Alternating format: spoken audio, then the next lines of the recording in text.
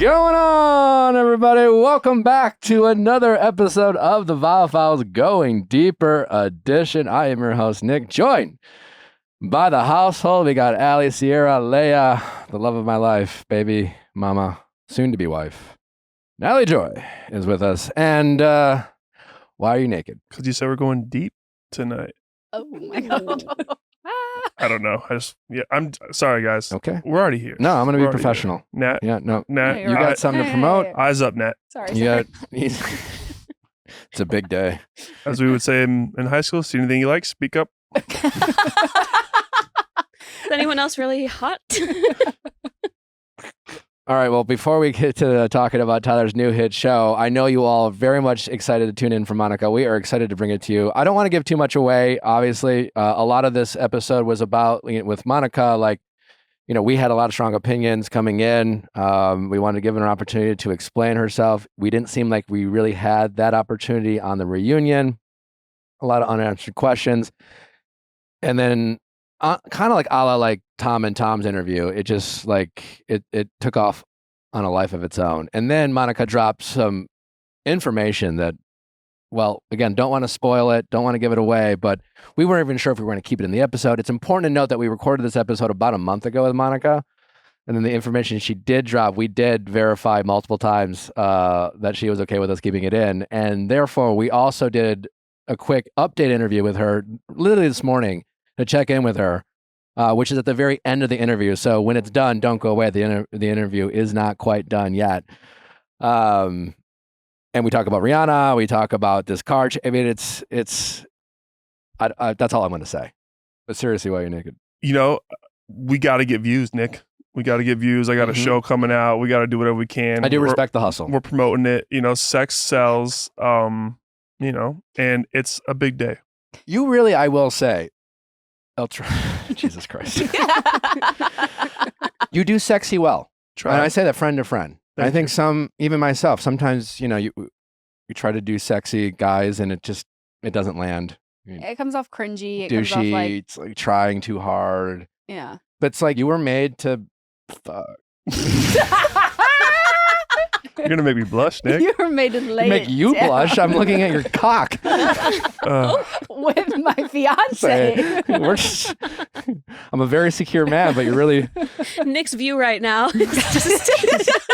I do appreciate you crossing your legs. Well, so Natalie's here. I don't want to give the viewers this shot, but it's like an eclipse. I know we had one of those recently. Yeah. Look, we got the Tyler eclipse.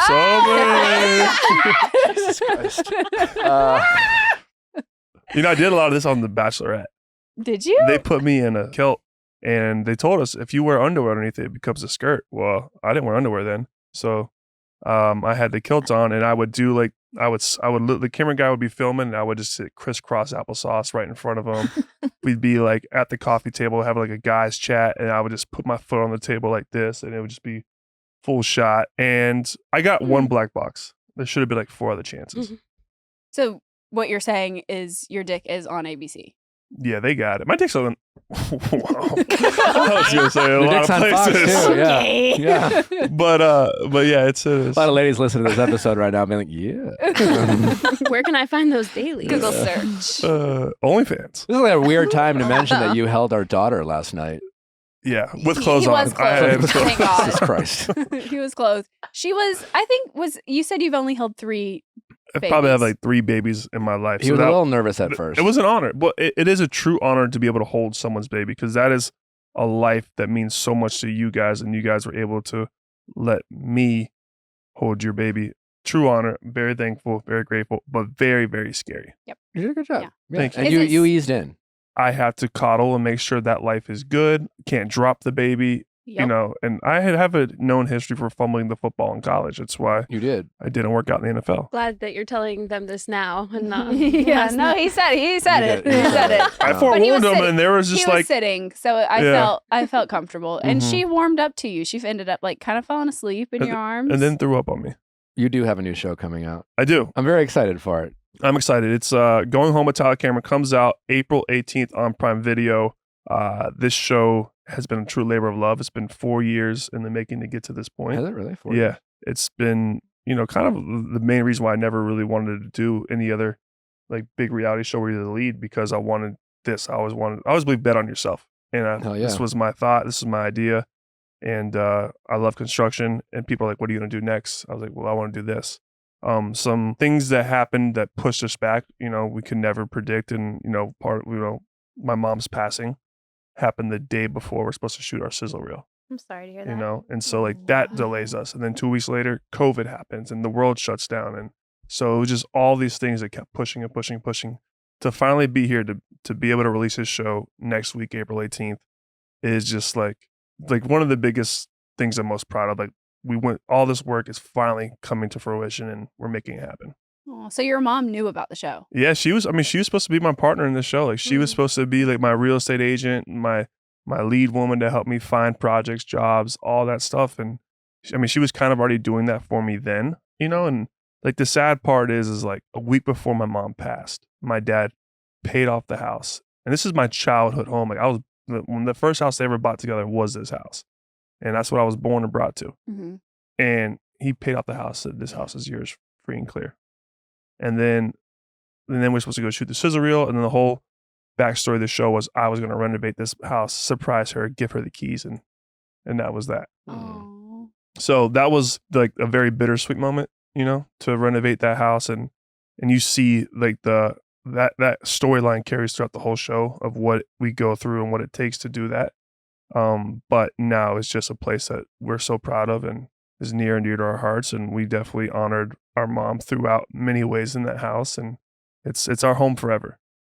Well, everyone loves a good home makeover story and a home makeover show. Can we come to expect, like, obviously a lot of people are going to be tuning in, because they know and love you, but we're going to see some real home makeover. Yeah, like you anyone who loves watching these types of shows, like, can they come to expect the quality of a homemaker show that they love? Yeah, I think you're going to get 9 renovations in 8 episodes. It's going to be fun to watch. You get all episodes at once. What's fun, like in a home reno show, you typically get like a before, a middle part of just like more renovation stuff, and then you get it after. Our show is like a hybrid in the sense that you get the before, right in the middle, the meat of it is like fun reality stuff. You kind of follow my world, follow what's going on and whatnot. And then you get back to the end of like the reveals and all that stuff. So it's a fun hybrid show. I think it'll be really, really cool. And you get to see a place that I love, the people I love, and you get to see me grow up and me learn the business because it's really starting from ground zero. Wait, that's so sick. And you have a lot of people that are close to you on the show. Mm-hmm. Your dad is on it. Yeah, right? my dad's on it. Rob, who's like a big partner on the show, he's been my friend for 12 years and kind of like a mentor and big brother. You got, Matt and Rachel come around. We got Hannah Brown on the show, Jason Tardik. We got, the people we're renovating the house for, like Brent Boyd, I played football with him in Little League and like we played high school ball together. Chelsea broke my heart when I was 16 as like my first like real like high school girlfriend. She's on it. We renovate her house. So it's like you get all these fun storylines of like how I grew up and then also like today, That's Gotcha. awesome. So Jason, Matt, We weren't on Special Forces yet. That's when Tyler was like, Oh, he hated you. Yeah. Right. Yeah. Mm-hmm. Now he's naked on my couch. Nice. Season 2. We've come a long ways, Yeah. We've come a long ways. Remember when that's all Tyler could talk about in every interview is how much he hated you before? Yeah, I thought it's a great storyline. It's great art. It's like a hell of a story. It's a comeback. It is. We all love a good comeback story. And now look how comfortable we are with each other. Were you aware of who Monica from Salt Lake City is? I'm aware of what goes down in Utah. Yeah. Yeah. That place is crazy. That place gets down. Utah is wild. The drama has not left Monica's life. Like Bravo today must be upset with themselves. As they should be. They chose the wrong side. Bad call. I did not realize that I would think that. And we'll get into like what we think of Monica next week on Reality Recap. It is really something. Speaking of something, should we go over some topics with Tyler? Topics with Yes, Tyler. please. Ooh. Topics with new Tyler. segment. Ooh, love it. Topics with Tyler. Oh my God. What do you know about Gypsy Rose, Tyler? I know she shares the same middle name as your daughter. Oh, she does. That she does. Yes, she does. And it is important to say, especially now, that name was picked out before we interviewed her. Mm-hmm. Yes. I heard, I think I saw on your guys' thing, she like dumped that guy, has got a new guy. You listen to the podcast? Yes, I'm a fan of the podcast, and they got matching tattoos now with the new man. Yeah. Well, her new man was her old man who left her, and While she was still in prison. while she was still in prison. Then she got married to Ryan. She filed for divorce. Like, she is not wasting any time. She's a celebrity. You don't have long marriages when you're a celebrity. You're in and out now. Okay. Oh, Jesus Well, Christ. You know, we get married soon. Is that why you're not coming to her wedding? Yeah, he's like, it's not going to last. I'm not going to They'll come be like 3 more. to that. Maybe in my lifetime. I don't know about next lifetime. Well, Dr. Paul Nassif issues a stark warning to Gypsy Rose Blanchard in the wake of her nose job as a 32-year-old opens up about her painful recovery. I think he's just like warning her that she can go down the plastic surgery rabbit hole, which a lot of people do when they get that first little taste of Improvement? perfection. Perfection. You know, so it was a nose job. It's confirmed that she got a nose job, and that's all Yeah, she but got. she didn't she post a picture of But like that's it. She I just don't got know a if that nose was job. just it. That's all she's offered up to the audience. Okay, I wonder if it has plans to continue, or if she's like, no, I just wanted to fix my nose and I'm done. What else? Because who was it? Someone like offered to get her teeth fixed. Some like Lamar Odom, wasn't it? What? Lamar Lamar Odom? Odom. Yes. I think you got the wrong person. I Do you know who don't. Lamar Odom No, is? I think she's right. Yes. Yeah. Lamar Odom. He used to be married to Khloe Kardashian. No, he used to be a Los Angeles Laker. Both things at once. Two things But can be true. he now has a like dental company Is or he? Does he something. really? Yes. Yeah. And so he was like, I will get your teeth fixed, Gypsy. So I wonder if Yeah, she's he gonna take literally him up on told her that. that it's on the house. We're told she's receptive of the idea, but it's still unclear if she'll accept. What is the name of his company? Occidental? Oh, That's what my I'm God. saying. Like There's accidental, that. but occidental. I don't know. It Okay. seems- If you do too much drugs and your teeth fall out, maybe that's the clientele he's pursuing. Maybe. Or if your mother abuses you so much that your teeth fall out. Oh, Didn't it rot out because she like drank so much soda and everything like that? No, I believe it's because her mother removed her salivary glands. Oh, Is that Also gave her, like, what makes medi- you like have saliva? Yeah. yeah, and I guess that then will rot your teeth. I think they also gave her medication that was conflicting that made them fall out as well. Yeah. Did That you ever poor girl. shop at a 99-cent store? Yeah, for sure. You know they're closing Really? site wide. That's because inflation, man. Yeah. Inflation. Nothing's 99 cents anymore. No. I always even wondered at the who shopped 99 there. cent store. Even if What you could you walk get? into a 99-cent store, like nothing is 99 cents. No, everything just ends in 99. Yeah, like it's all $4.99. $5.99, $6.99. But Wait, there's really? like, but is the Dollar Tree going too? Or just 99 cents? The Dollar Tree. Yeah, I feel like I the don't know about Dollar that. Tree. That's I think where they're we safe for now. shopped as a kid. I remember they used to have these little mystery bags, a blue and pink one. And it was a brown paper bag with blue question marks and pink question marks all over them. And my dad, every Sunday before we went back to my mom's house, he would take us to the Dollar Tree and we would get our $1 mystery bag. And we'd like run in and and we'd open it up in the car and it would be full of like junk little things. But fond memory. Well, they're closing. Well, Well, thanks. not Dollar Tree. We don't know about Dollar Tree.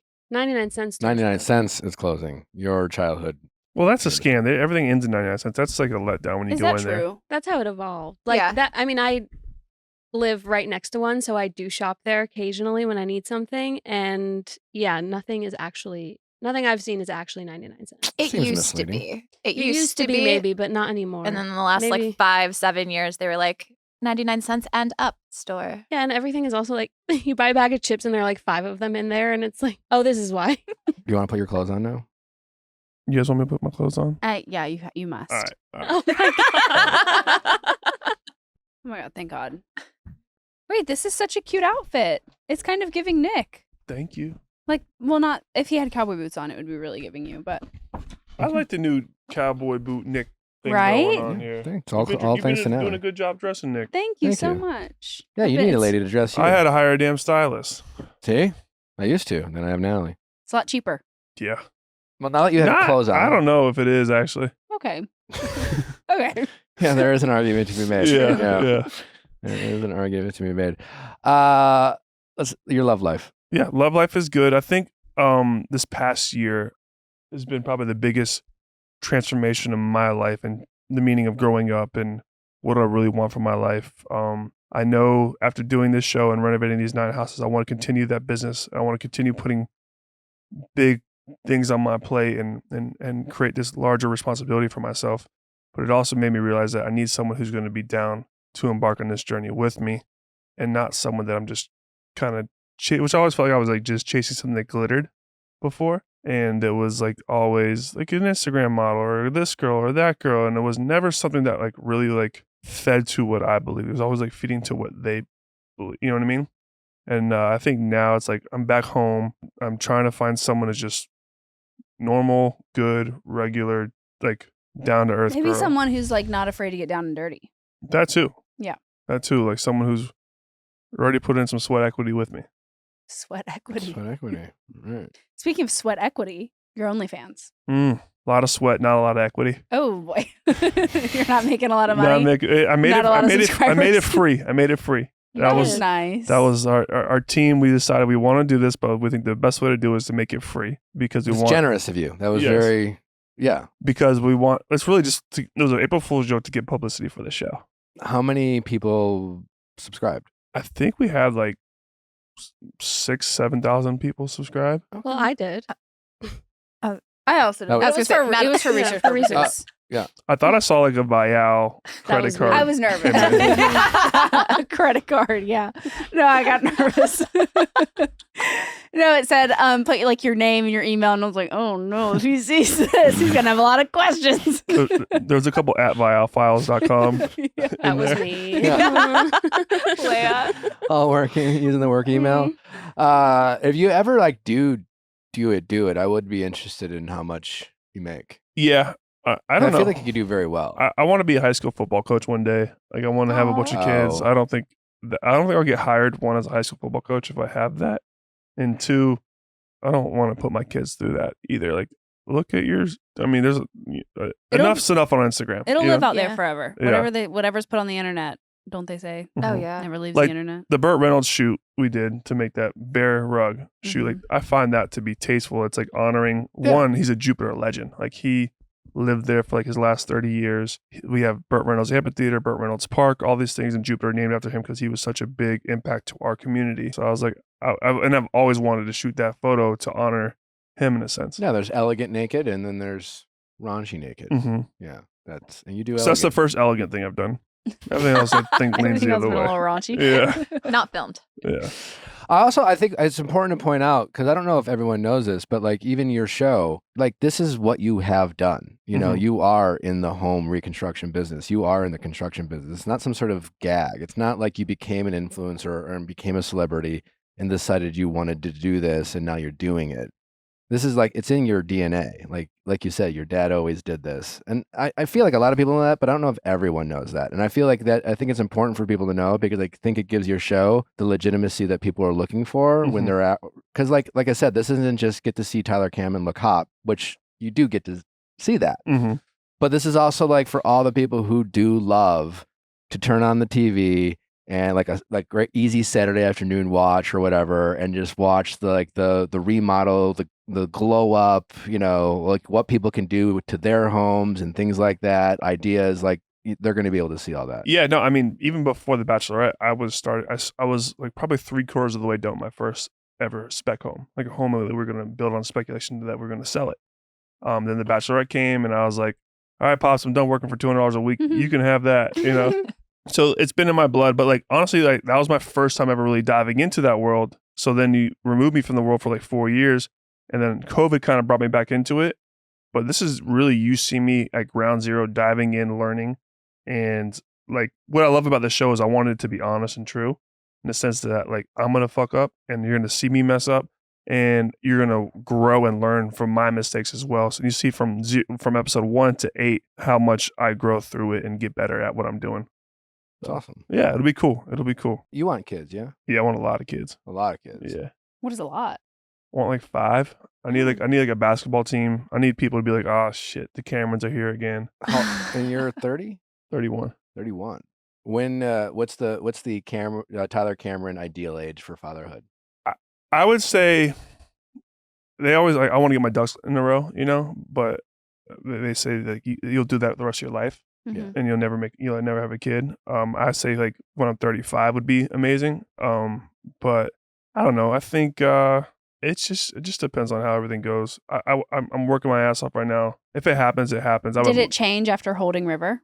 It kind of got me a little You excited were like, and "Yeah, a I can little do this." scared though. I'm like, because I imagine how hard your work days are already, right?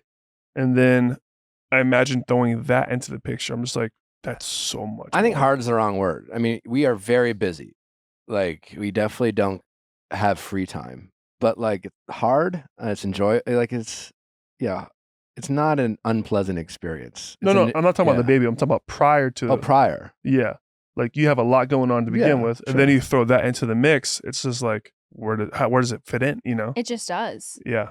You don't really think about having to change everything. It just changes. Mhm. And And you you just make like it- go with it. You make it Yeah. work. Like, well, we are literally taking the show on the road. Reality recap next week. We're going to be in Coachella. We brought in Nallie's mom to babysit. Like, we're the whole household's going to be there, and so like we're making it work. Like, it'll be a work weekend thanks to our good friends at Patron. But like, yeah, like it's going to be different, but we're going to still do what we would normally do. And like, yeah, we're lucky to Babysit have mom. a babysitter like Nallie's mom.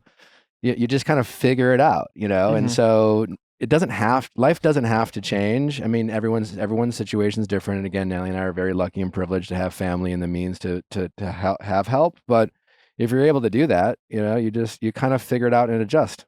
I Like think you could have a little playpen with a baby in it and like building something. Mhm. in the backyard. When I sat back at the end of the night when I was going home and I was like laying in bed and I really enjoyed our dinner, our talks, all that stuff.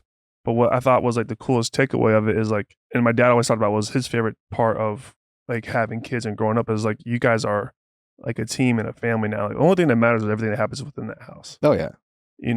And it's just like I want that. That to me was like the most beautiful takeaway from yesterday was like seeing you taking care of the baby, you cooking dinner, your mom being around to help. Like, it's so cool to have family always around. And then I was like, your whole world is right there in that house. And to me, like, that to me is so cool. And like, I want that. And like, that was like my biggest takeaway is nothing else matters but what is going on in that house. No, that is true. I mean, that's been the best thing on my end. It's just like it really, people always say like ride or dies and things like that. But like when you have a family together, they become your people, like your tribe. Like the ability to just like it just gives you immediate sense of purpose that you would otherwise don't have. Yeah. Yeah. And it's great. I love you. That is great. Love you. I love you guys. Oh my God, we Oh my love God. you. What else do we got to? Do you follow any of like the Raquel, Rachel, Vanderpump? I have to say, something's happened here at the Viall Files. We're stepping up. We got iPads now. Like, we're rich. Literally. We're freaking Oh yeah, we killing have it. these little like Shout out mic Patron. things. We got iPads now. Patron. Look at these. Did you notice these? You We like got these? these things We got right mic here. They come boxes. off. They Mic come on. boxes. Allie You got can take these. one home. Oh, I got these. Yeah, This memorabilia. Listen, we're always evolving, always growing. Like Just wait till you see the merch that I designed. I showed Mhm. Tyler last night. He said it was It's gonna be good. sick. if you're not growing, you're dying. Yeah. So are you following any of the Vanderpump, Scandival, Raquel, Rachel? I any of saw Ariana. Is it Ariana? Ariana. Tomato Potato. potato. Depends if you ask Tom Schwartz or anyone else. I saw she's Love Island. that? Yeah. She Oh. is. Yeah. Are you much of a pop culture guy? I'm homeless currently. I don't really have a TV. Oh my God, you're homeless. Yeah, I'm renovating my house right now, so I have nothing. So I'm so behind the loop on everything, but I love to give my opinion on something I don't know about. Oh, we love that too. Yeah, because I could Please. really be on the wrong side of things. Yeah. All right, this could Team go bad. Rachel or Team Katie? Matt's girlfriend's name is Rachel. So Team Katie. Okay. Oh shit! Just Oh yeah, don't y'all hate each Yeah, other? do you still hate her? No, I love her. I love her. We were talking about that last night. Like, I've met Matt James twice. Once when I met you, and then once when we came to Florida for your mom's event. And yeah, boy, the Matt James I've met in real life is not the Matt James people got to see on TV, and that makes me sad. Yeah, I think Matt was so concerned about how he was going to be portrayed in his image. I think if he would have got around to being on The Bachelorette at first, he could have got like the nerves and the worrisome about the cameras and all that stuff out of the way. And then like they just showed such a plain, version of Matt that's not Matt at all. Yeah, he was. Oh, in defense to him, he was not set up for success No. like at all. No. So Team Katie, yeah. Well, we are clearly Team Katie. Well, did you see that Rachel posted an emergency podcast episode so she could admit that she encouraged Joe to post to her stories that Katie and Dayna were on the worst dressed list at the iHeartRadio Music Awards. On the Life and Style. They were on the worst Okay. dressed list, and Rachel called up Joe and was like, "Hey, babe, You should post. I this. can't do this, but you should." Why did she admit to that? Because she reposted it as well. So it's like she wanted Joe to take the hit for it and then reposted it, but then felt guilty about it. So Boy. she came forward. A lot of growth with that one. Yeah. Yeah. Yeah, she's serving. Okay. Is that Ariana? Nope. No, that's You're on the Rachel. wrong side, Tyler. Is that Rachel? Yep. Is that Tom Sandoval's Yes, ex? yes. Or not ex? Well, Mistress. adulteress. She looked like a mistress right there. Yeah. She's serving mistress. She's serving mistress. She's serving. Meet Yeah. me in the car around the corner. with that spray tan and that leg out. Uh-huh. Anyways, that is that is bizarre that she admitted to calling Joe and saying, "You need to put this on your story. You need to bully them." I don't think I'm not. This is not a defense to Rachel. It is still a criticism. I just don't think she's making her own decisions. I don't think she knows how to make a decision for herself, and I think she keeps getting bad advice. And all we're seeing is the advice that people are giving her in real time. So if you can hear us, Rachel, and you need help, And then she's giving Joe bad Blink advice. that she's giving Joe bad advice. Yeah, but I mean, Joe still can make her own decisions and was wrong for posting it. Yeah, they're all adults. Yeah. Mhm. Did Yeah. you ask Monica about Rihanna? Well, we Yes. did. Yes. Oh, It's in this episode. We did ask Monica about guess Rihanna. I'll have to watch. Yeah, Natalie wasn't here for the Monica. Well, Natalie was very much here for the Monica interview. But not for the Monica follow up. The Monica follow-up, which is also in this interview. It's pure chaos. But another thing, Rihanna also talked about Kyle Richards. She did. Well, they're like friends. They like shop together in also Utah. What about Kyle? What did she say about Kyle Richards? She thinks Kyle is dating Morgan. We all Yeah. do. She says, I just feel like she was able to re-observe her marriage through a new lens. For once, someone else made her feel valued, made her feel like she was cute and quirky and fun and all the great things that maybe were taken for granted before. And that's why I believe that there's something with Morgan, because sometimes it takes that for you to fight for what you deserve. What a well thought out and articulate response by Rihanna, our Mhm. queen. Mm-hmm. Does she know? Is this like a friend who's speculating, but at the same time just basically giving us the truth without saying it's actually the truth, or is this pure speculation? Well, Rihanna's a huge Bravo girly, like from the jump. So she knows her stuff. And also, I'm pretty positive oh no, Mauricio was there when she ran into her Yeah, but in they could have like Colorado. powwow. They could have like gone and got like a coffee and ice cream, and like Rihanna came in like, "Girl, give me the tea," and then Rachel was just, Kyle was just probably could have been like, "Yeah, I mean, like Morgan, it's going." Honestly, great." like I have no desire to skydive. If I ran into Rihanna and she was like, "Do you want to go skydiving tomorrow?" Immediately, yes. Yeah. So Sure, it's always like, who would you? If your friend jumped off a bridge, would you? Yes, if you're on a jet, I would. Do all, Like, these, I would tell Rihanna my deepest, darkest secrets. 1,000%. Yeah. Whatever you want to know. do all these people hate each other? Who? Probably. Like yeah, all absolutely. these Vanderpump Bravo The housewives. people? Yeah. It's just it's a mixed It bag. just seems like. Everyone's trying to be the number one gal. Everything is speak, or temporary. guy. Yeah. All right. One season, these two people hate each other. Next season, they're best of friends. So Like for example, like Lala, you thought she would ride hard for Ariana to the end of time, and now complete 180. I think that's what's great about these shows is like there's always an arc to it every year. Like they keep going. Bachelor, I think the reason why Bachelor dies is because we get 1 year of somebody, and then we never see them ever again, really. And Yeah. like They don't invest into their characters. Mhm. if they could have like done some type of show with these characters and put them Yeah. all into a house, So could you and, imagine like an all-star season of Bachelor? yeah, but don't make them do cheesy shit like have Right. to get engaged. Yeah, and- they have Right, to right. like they're too obsessed with love. Yeah, they could have figured out something else that was Bachelor adjacent, because Tyler's right, because like that's the problem with people keep going back on the show. A la me, it's just, like no matter what, the way the show's designed, it just makes you look desperate, Mhm. because like you can't. It implies that you can't find love in the real world, and you're like, I'm not coming on for that. But it's the also show- like one dimensional. Like Yeah. imagine if we had a summer house or real bachelors of whatever, and Yeah. like it was like because like they were at one point they were creating instant celebrities in the sense that like everyone who was coming off that show, like my season, everyone was like 700,000, 500,000, 2 million, 1 million, you know what I mean, followers. I'm like, go take that group of people and go make a show. And you already Yes. have bigger following than Yeah. half of the guys on Bravo. You should be pitching this. Like, that's brilliant. I Bachelor think Cut. they've heard that idea from plenty of people. Well, it's like they were so reluctant to invest in their own. Yeah. I'm like Yeah. just like a mixture of like a Paradise and Games or something where it's like the end goal doesn't have to be an engagement, but if you end up with somebody, cool. Yeah, it's more so just like I just want everyone living drama. I want together. Jersey Yeah. Shore. Yeah. Yeah. Like, I want them to be in a house living. They have to do something over the summer, hook up, bring other people to hook up with, like Mhm. get drunk. Get messy. Yeah, what I've learned since diving into Bravo or like streaming reality TV is that like, Bachelor's amateur hour compared to the drama that unfolds on some of these other shows. Welcome.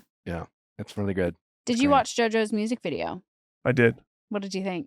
I loved it. I thought it was like high production. I thought the dancing was awesome, like hardcore. Like, that's what she is. She's a dancer. She's an entertainer. So it was like from 0 to whenever it ended, like you were in. Nonstop. Yeah.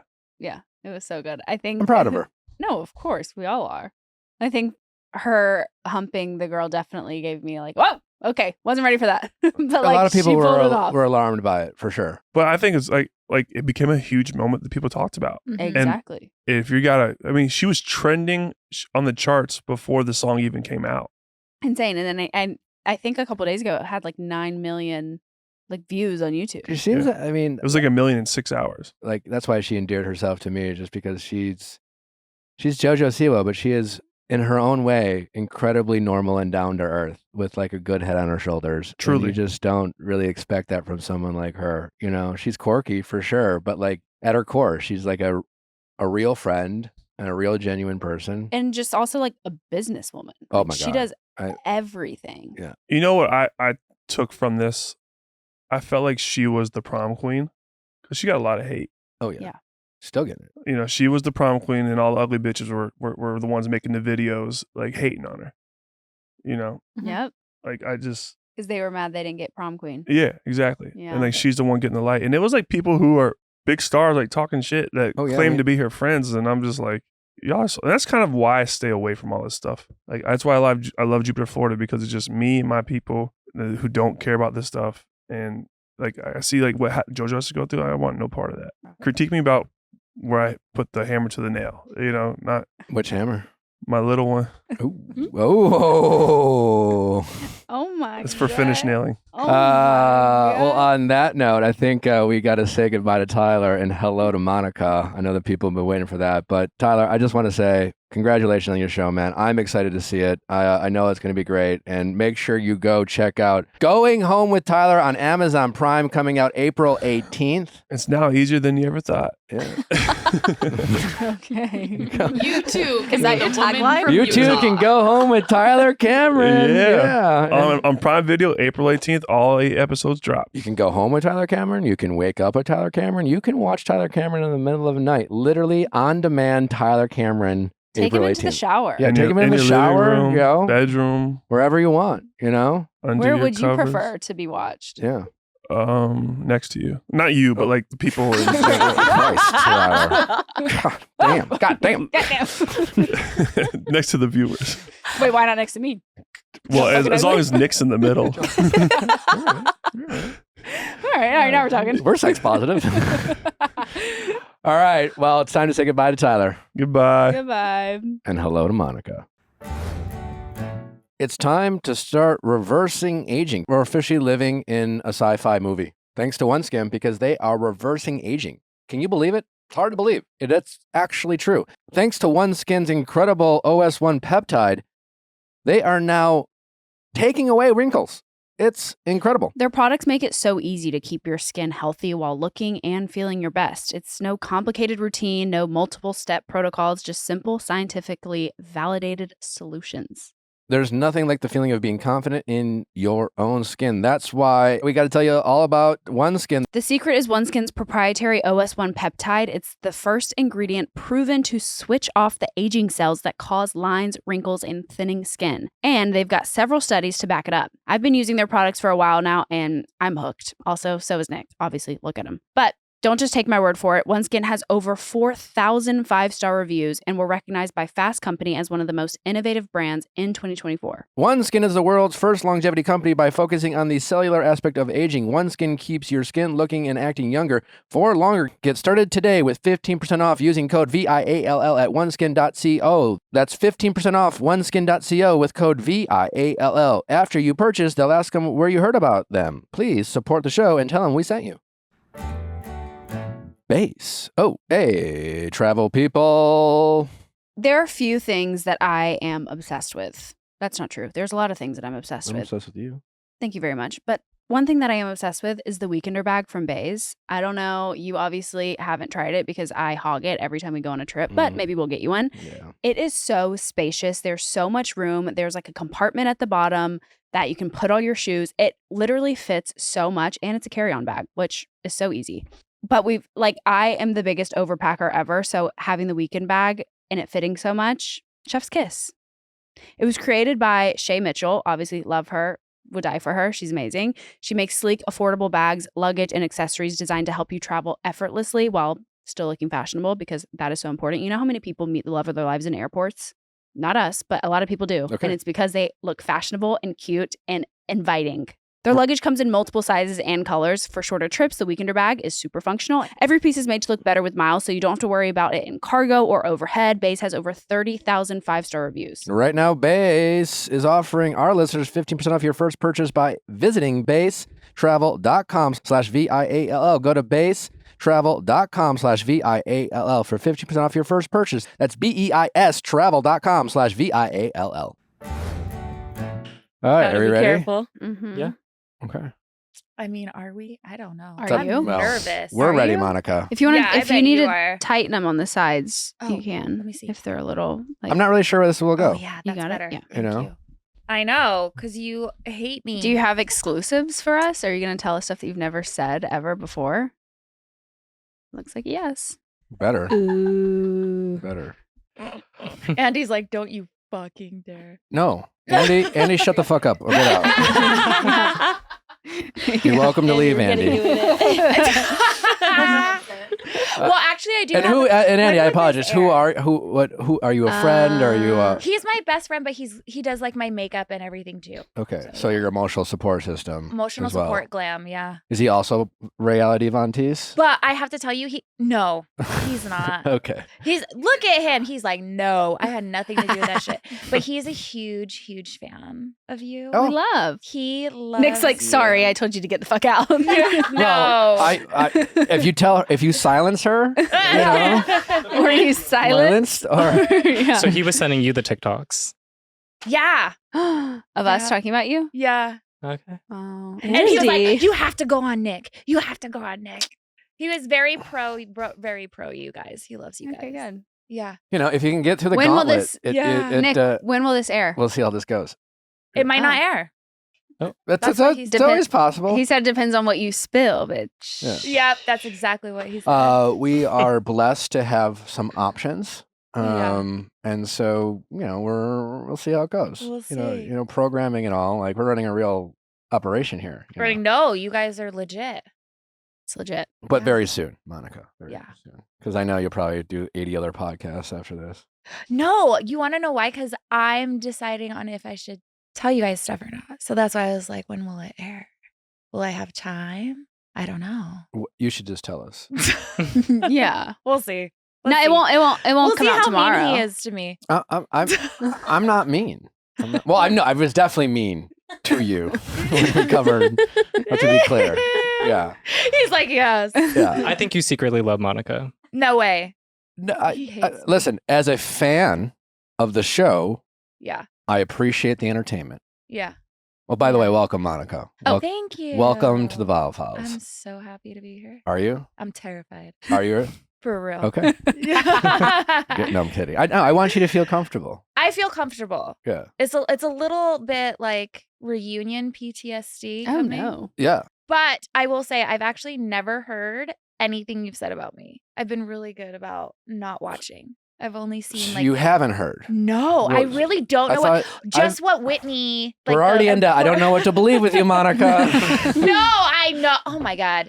I know, but it's just mainly what like Whitney. Like clips. Yeah, You've seen like clips. You little haven't. clips of what Whitney has said. Okay. I haven't watched anything fully.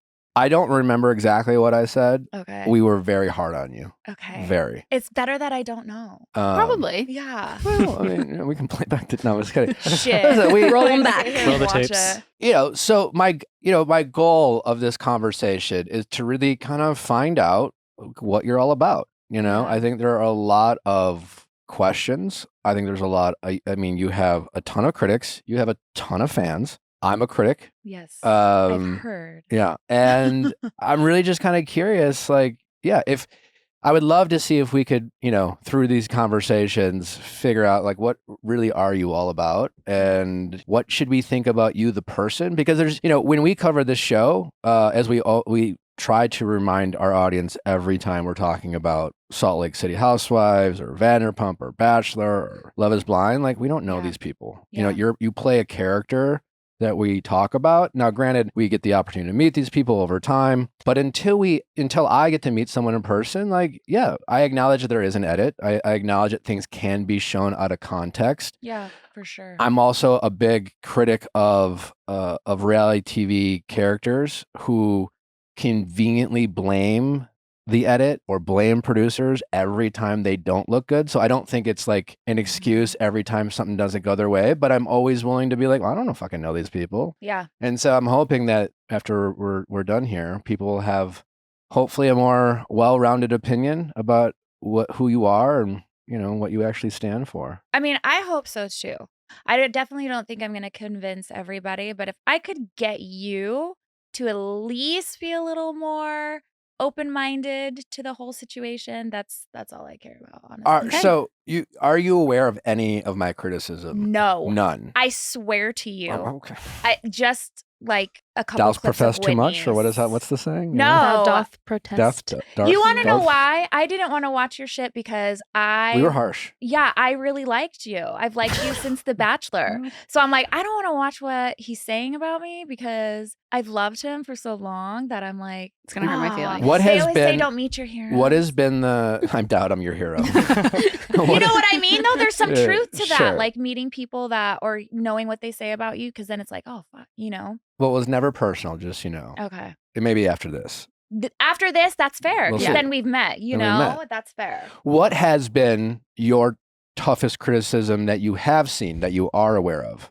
It's hard to narrow it down to just one, but the fraud, I guess liar things stuff that is trigger you the hardest. most. Yeah. Things that you feel are unfair, perhaps. Yeah. What The fraud lying. That's where I feel why the fuck am I a fraud? I genuinely don't understand that. Okay. The lying is really hard for me.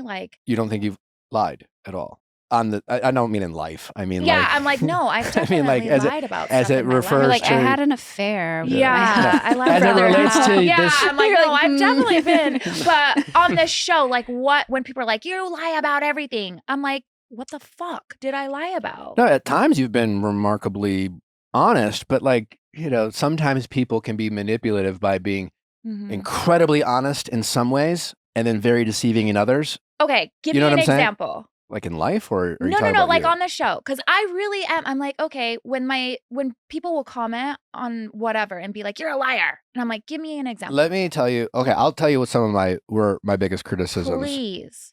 Watching the finale, right? Okay, the final episode. Yeah, when it was when the whole Reality VonTease of it all, the big Mhm. coming out of all Yeah. the scandal. Now that I watched it together, and I was holy fucking shit. And as someone who has seen behind the curtains, I see the Matrix. I know how reality TV is made. Mhm. Very few things surprise me. Yeah. I was holy fucking shit. This is crazy. Mhm. This is fucking nuts. Because I related to your peers as someone who's been on reality TV before, Mhm. who's been around this type of atmosphere as well. Before I was ever on this show, Mhm. I was a fucking nobody. It wasn't I, grew up. I'm not a nepo baby. Yeah. I didn't grow up famous. I didn't have a sense of entitlement about who I was. I was a fucking nobody Yeah. who thought being on the 5 o'clock news would be really cool. Right. But once I got into this world and became any type of public figure, Mhm. it's not because I thought I was a somebody, but fans fan is short for fanatic. Mhm. And as much as I appreciate our fans who listen to the show or fans who watch The Bachelor or Bravo fans, some of them can be fanatic. And there's an invasion of privacy. And many fans Mhm.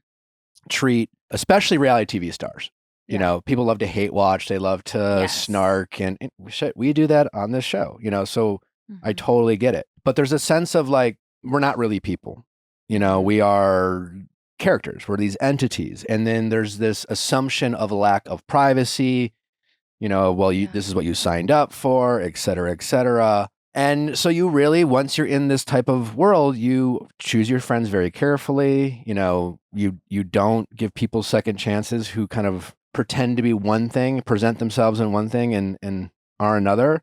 When you get into this type of arena, I've been burned before. I have become friends with people I realized were just using me or lying to me or misrepresenting themselves, pretending to do me a bunch of favors only to get access to me and then burn me behind my back. So when this Wow. all came out, Yeah.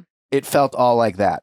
You know, the idea, I mean, there are a lot of Bachelor blogs out there. There are a lot of alias accounts, you know, Bachelor, you know, that have, you know, they're these meme accounts, right? And Yeah. some of them have pretty sizable followings. Some of them, you know, they have their people on Bachelor Nation they root for. They have the people in Bachelor Nation they don't like. And they get to operate in this world of anonymity where no one really gets to hold them accountable for anything they're saying because they don't know who the fuck they are.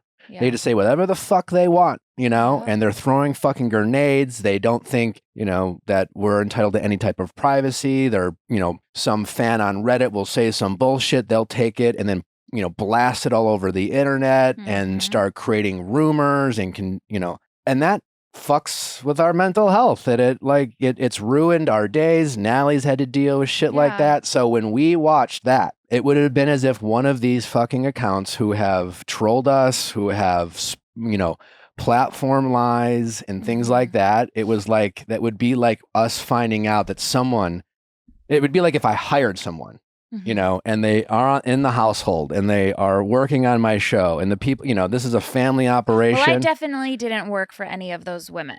But you So get what it's I'm not saying, like though? they were And then paying to me find out that they to- had been trolling me and, you But know. were they in your homes? What do you like mean? they're so close to you. Because I feel like the difference here, first of all, have these people been in my homes? Some of them. Not all of Yeah. them. They will be eventually. At right. Some point. I've never been in Lisa Barlow's home. I've never been in Heather Gay's home. I've never been in Meredith Mark's home. I did not know these women before. I had nothing to do with them. I didn't know shit about them. I didn't give a fuck about them. I cared about Jen Shah.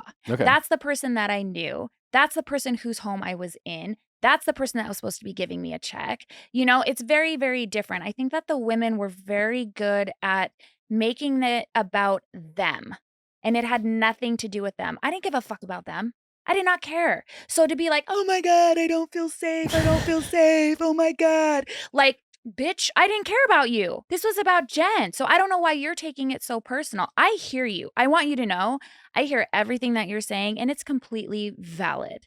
And I can relate to that. But these women were not doing me fucking favors. They were not paying my bills. They didn't do shit for me. If anything, they tried to prevent me from even sitting on that show in the first place.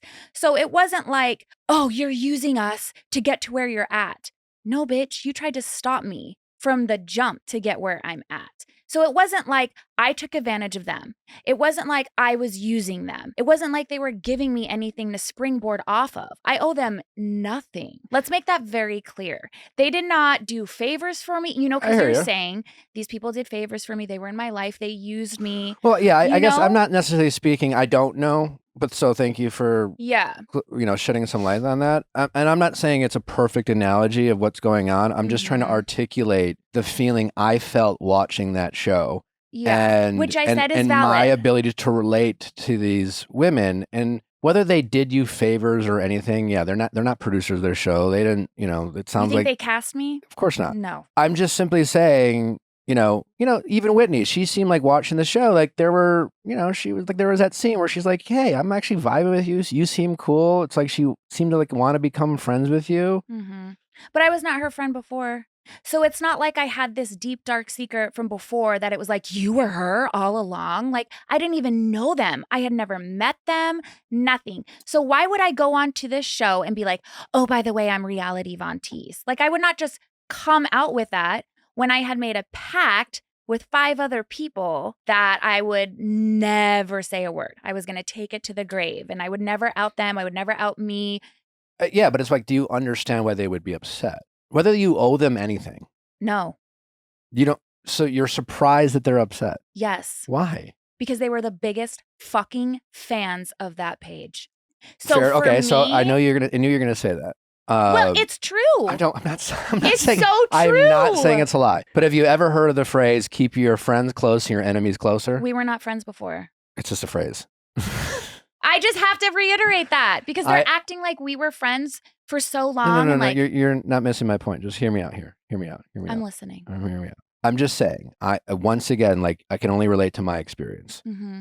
I know, there are a lot of, again, these fan pages that have said things. I don't interact with them. I know a lot of my peers do, and it's not because they're fans, because they're afraid of being talked shit about. So they pretend to, make friends with these people that don't even know. Interact with them. Ha ha ha, that was funny. And like, yeah, is that shady? Is it shady for Angie to have interacted with Reality VonTease only to act so offended? No, it's shady to react with people that were running Reality VonTease in their actual text messages to their real life phone numbers and say, that was the best fucking day of my life when you posted that. That's what's fucking shady. It's shady, Sure, it's shady, to be Heather Gay, but I can understand. And have Tanisha ask to post stuff on the page exposing Jen Shah for things. It's shady to ask me to do your dirty work, but then act like you're so shocked that it's me behind the page. So and you're hold offended. on. I just want to make sure I'm. Yeah, run that back, put it in reverse. I said what I said. So what did Heather do? Heather literally asked Tanisha. I have the text messages. They're in the burn book that never got shown. It was actually edited out of Reunion. But I have. Wait, we saw the burn book. No, you did not see the screenshots of the text messages. The book itself we saw. You saw the book itself. Okay. You didn't get to see anything in the book. Okay. So. We're already getting chaotic here. No. Because I want to get it in the book, but. The book, yeah. So Heather asked Tanisha to ask us to post things on VonTease about Jen on her behalf. And then you're going to act like you knew nothing about the page, you didn't know who was behind it, but you have your hair girl asking us to do your dirty work for you. So you're claiming that Heather I'm not knew. claiming. I'm telling facts. There's no allegedly. There's timelines, receipts, and proof, and screenshots of her literally asking us to do her dirty work for her on behalf of her and expose Jen. I get what you're saying. It would. I would still be upset to find out that Reality VonTease infiltrated Why, our if you're group. employing one? If you know you are employing someone involved in Reality VonTease, and you have been, why? Why are you mad? So wait, how long did Heather know about this, Tanisha? Years. And where's the proof? Well, first of all, she served us all with a cease and desist in 2021 that everyone was very aware. Like, it was all over the internet. And Heather. It named me out. No, Jen. And it went Jen. viral. Everyone knew. It served 3 out of the 5 of us with the cease and desist that were behind the page. Is that public information? That is public knowledge. Can we find that? Yeah. Google it. Cease and desist. Jen Shah. Reality VonTease. I mean, this is no surprise. This is why it was shocking that. And you were named in? I am named. My address was actually, I had to fight them on removing my address. So Jen Shah knew you were a part of Reality VonTease? Yes. Jen Shah seems to have had former dealings with Monica Garcia, aka Monica Fowler, after sending her a cease and desist in March 2020. Oh, crazy. Okay. So it's interesting. She sent that before or after she went to prison? 2021 was before she went to prison. Okay. So then maybe for more clarification, you said that the other women were fans of the page. Did any other housewives reach out besides Heather? And Angie. Or like interact with you at least? Yeah, Lisa. I will say Whitney was definitely like the least engaged. She didn't fuck with the page. Yeah. She didn't. And were you aware of the stuff that the page, because I know you said you weren't the only one who posted stuff and said stuff, and you very much said at the reunion that you only posted about Jen Shah and not about the other women. That was the rule when we started it. I still stand by the fact that we did not come for the other women. They feel like that we came for them because we reshared things that Jen had said. So they took it as you're talking shit about us when it was What do you like- mean by reshared?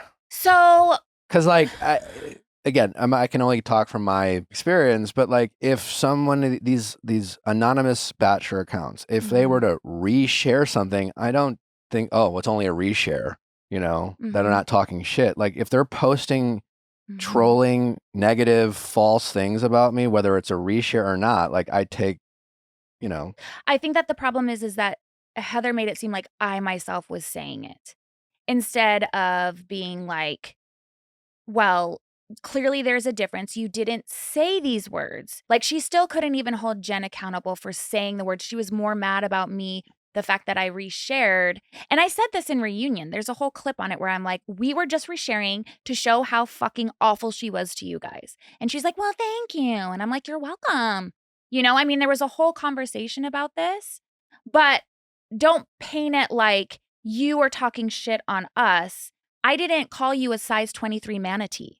I did not say you looked like Shrek. But did you That was Jen. tell the world that Jen said she looked? Jen told the world. She did it on the show. Heather literally confronted her on the show in like the ice castles or whatever and was like, you called me Shrek. You called me a manatee. You said I was racist. Season 2. Yeah, thank you. So, Sure. I mean, these are Justin's all a things. big fan. I know. Yeah. Thank you. God, at least I have one person. Reunion. Oh, 2. Thank you.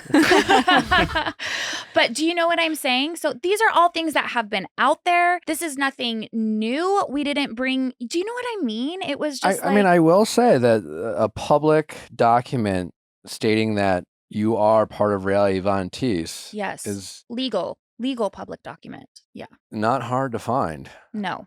And so this is basically saying that anyone who wanted to know would have known that you were a part of Reality VonTease. They would have known I was involved. Yeah. Gotcha. I mean, they were right. People listed in the cease and desist, they were all correct. So is that who knew when you said producers knew when they casted you, or you told them? Okay, this Was needs that- to be this needs to be cleared up because casting did not know.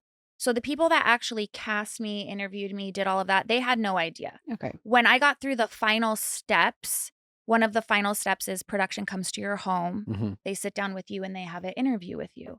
Those are the people that I discussed Reality VonTease with. They had asked me about the page. Those people were no longer there by the time a year later that I started filming. Does that make sense? Okay. It was different production people. I never saw those production people again. So, yeah. As in, like they got they like quit, No, I don't they think left, they got or they fired. just I mean, the show switches production people all the time. okay. There's always different people. So Okay. I don't know if they just were on a different show by the time we started filming when I was on, or Well, that seems like that would have been like important information to pass along. I don't know. Like when you discussed Reality VonTease, was it like they knew you were a part of it I feel like everyone knew I was a part of it. I feel like because of the cease and desist, or because of the you cease said and that? desist, it was so freaking public because of the women asking Tanisha, who was my best friend, to get stuff posted on the page. I mean, there were all these. It wasn't like this freaking secret. I mean, even the stuff that was being leaked on there. I mean, I was there. The people that were in the cease and desist were the only ones there. I mean, this isn't a Sherlock Holmes. I mean, Heather thinks she's fucking solving a crime. It's like, damn, bitch, that shit is on the internet. It's not that hard to put 2 and 2 together. Are you suggesting that Heather or Lisa or anyone doesn't even really have a reason to actually be offended by what was on Reality VonTease? 100%.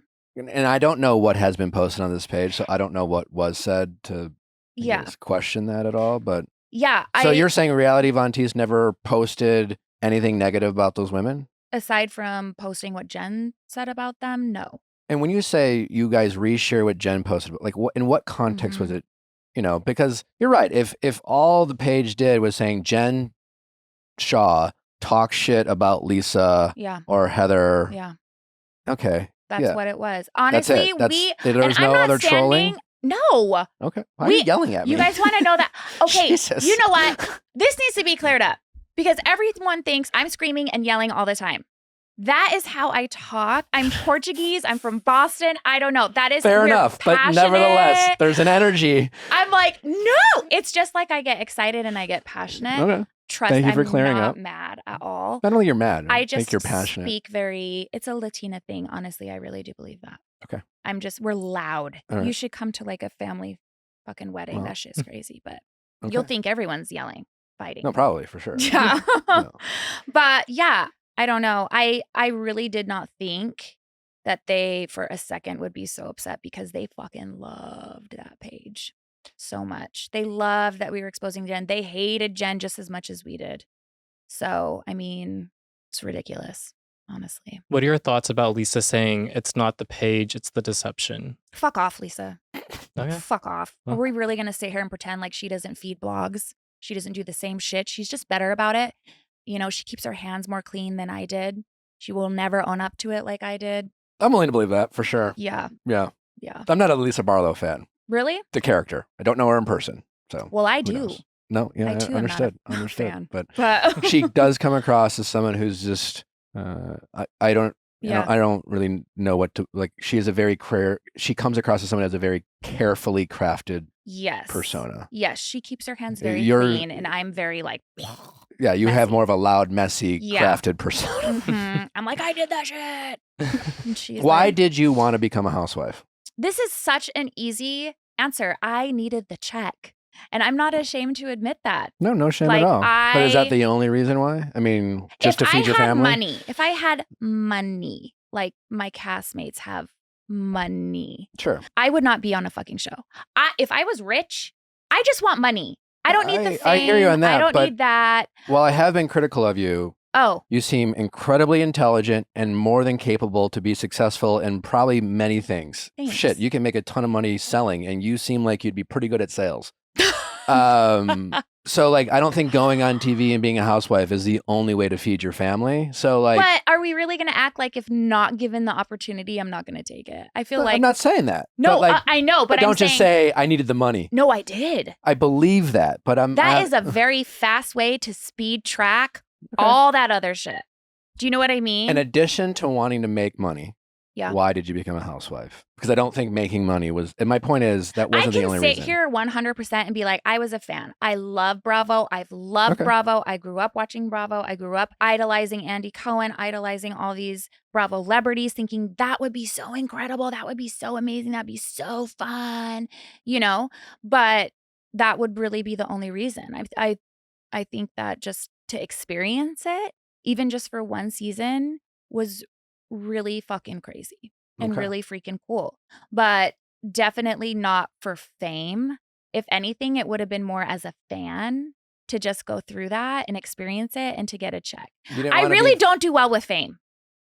No, I'm serious. I think you're pretty good with fame. Look, everyone is like, you handle yourself so well. Your Instagram looks like you're, and it makes me emotional. This shit is hard. I don't doubt that. It is so fucking hard. I have had some of the worst shit said about my daughters, as about me as a mom, people not believing my domestic violence shit. Like, it has been hard as fuck. If I could have millions of dollars and not be in the public limelight, I would do that. But this was an incredible opportunity that people are lying if they say they would turn it down. Oh, I said yes but to it going is on The Bachelor. hard as hell. Yeah. No, I've been through Yeah. so much. Yeah. Mhm. So I can relate to, Mhm. you know, Yeah. how nasty people can be. Regardless of why you chose to be a Mhm. housewife. Okay, you needed the money. What did it for you mean to be a housewife? Because honestly, watching you, I can't tell if this was like you, the fan who like came in with an idea, and I use this as an example of like this. In fact, Bachelor, all they do is cast people who are fans of the show.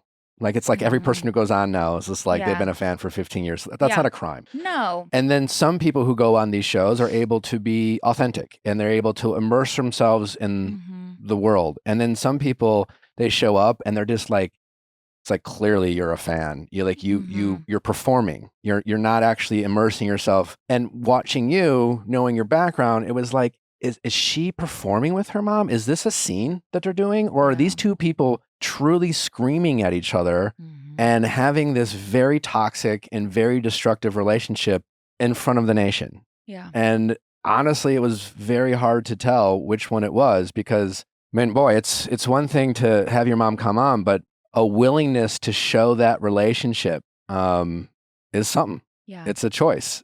Why did you so what did it mean to you to be a housewife? Mhm. What started the relationship with your mom being shown on television? And yeah, why did you choose to go about it the way you did? Honestly, becoming a housewife really was completely surreal. I genuinely didn't think I was going to get on. You know, it was open casting, by the way. Anyone could email them. They listed it on their casting Instagram page. Any single person in the world could have emailed and been like, hey, which is exactly what I did. I did not think it would get me on the show. I really just thought, Sure. you know, fuck it and let's see what happens. Actually getting casted really was like a dream. I'm not gonna lie. That was so fucking surreal and absolutely crazy and a once in a lifetime opportunity to like be a housewife. It's fucking nuts, you know? And who the fuck am I? I don't deserve to be there. Like, the fuck? Like, truly, my house is like 3,000 square feet. That's I pretty don't- big. Ours bigger than ours. That's we could use that space. 1,500 up top, 1,500 up bottom. And, you know, I had this crazy fucking past of mistakes and debt and bad decisions. And, you know, I was going through a divorce and I couldn't talk about really why. You know, everyone thought it was because I fucked my brother-in-law and it wasn't. That was literally over a decade ago. But I couldn't discuss the real reasons why because of legal reasons. Can you discuss them now? I mean, yeah, it was domestic violence Okay. in front of my children. And I'm sorry you had to deal with that. yeah, thank you. It sucked because everyone was like, why wouldn't you talk about that? She's a liar. And it's like, the show wouldn't let me legally. It's very messy when you start discussing that kind of stuff. Yeah, sure. So that sucked because I was dealing with all of that and I couldn't even talk about it.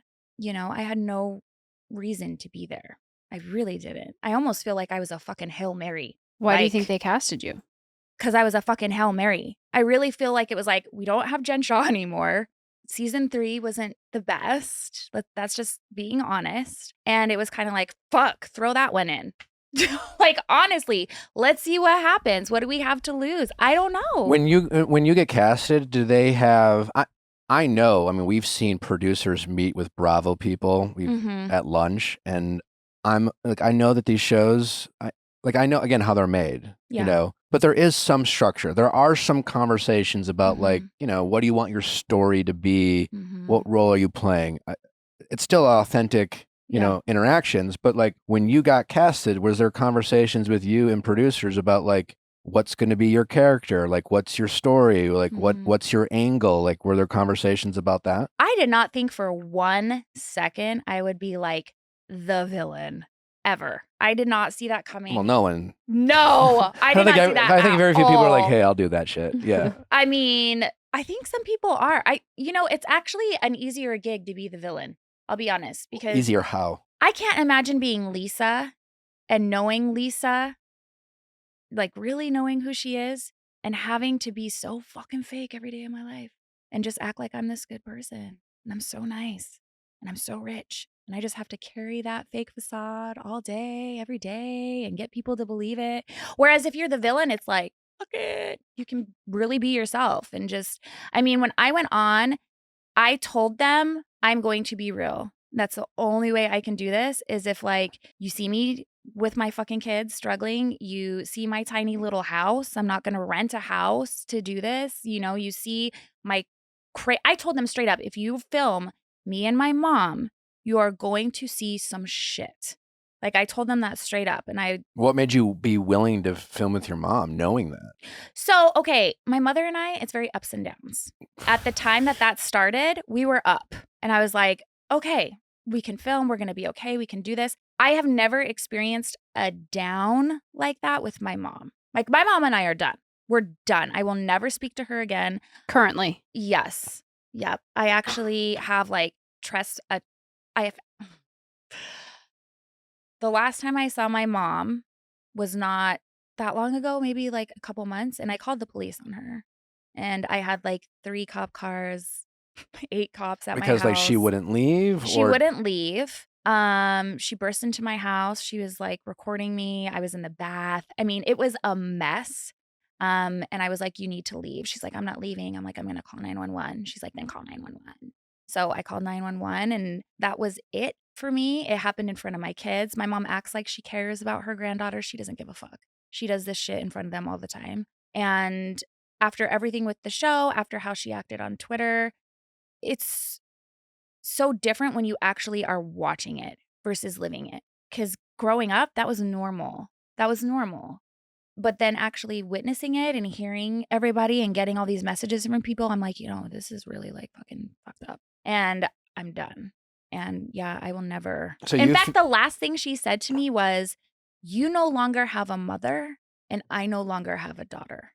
That literally our last words to each other before the police escorted her out of my house. Oh my God. Well, I'm So sorry you had to that deal with shit was not fake. That's what's so hurtful. It didn't look fake. No, But it's like my castmates will be like, they deserve an Emmy. It's like, bitch, no, that was my real life. no, there were, but the reason why I asked that question, because even Mhm. at the reunion, it's like, even when you brought out the burn book, and so I am curious what your motivation was for the burn book, because like Mhm. sometimes, even at the reunion, you kind of had this like we're making a show, like ha ha ha, like laugh at me, I'll laugh at you.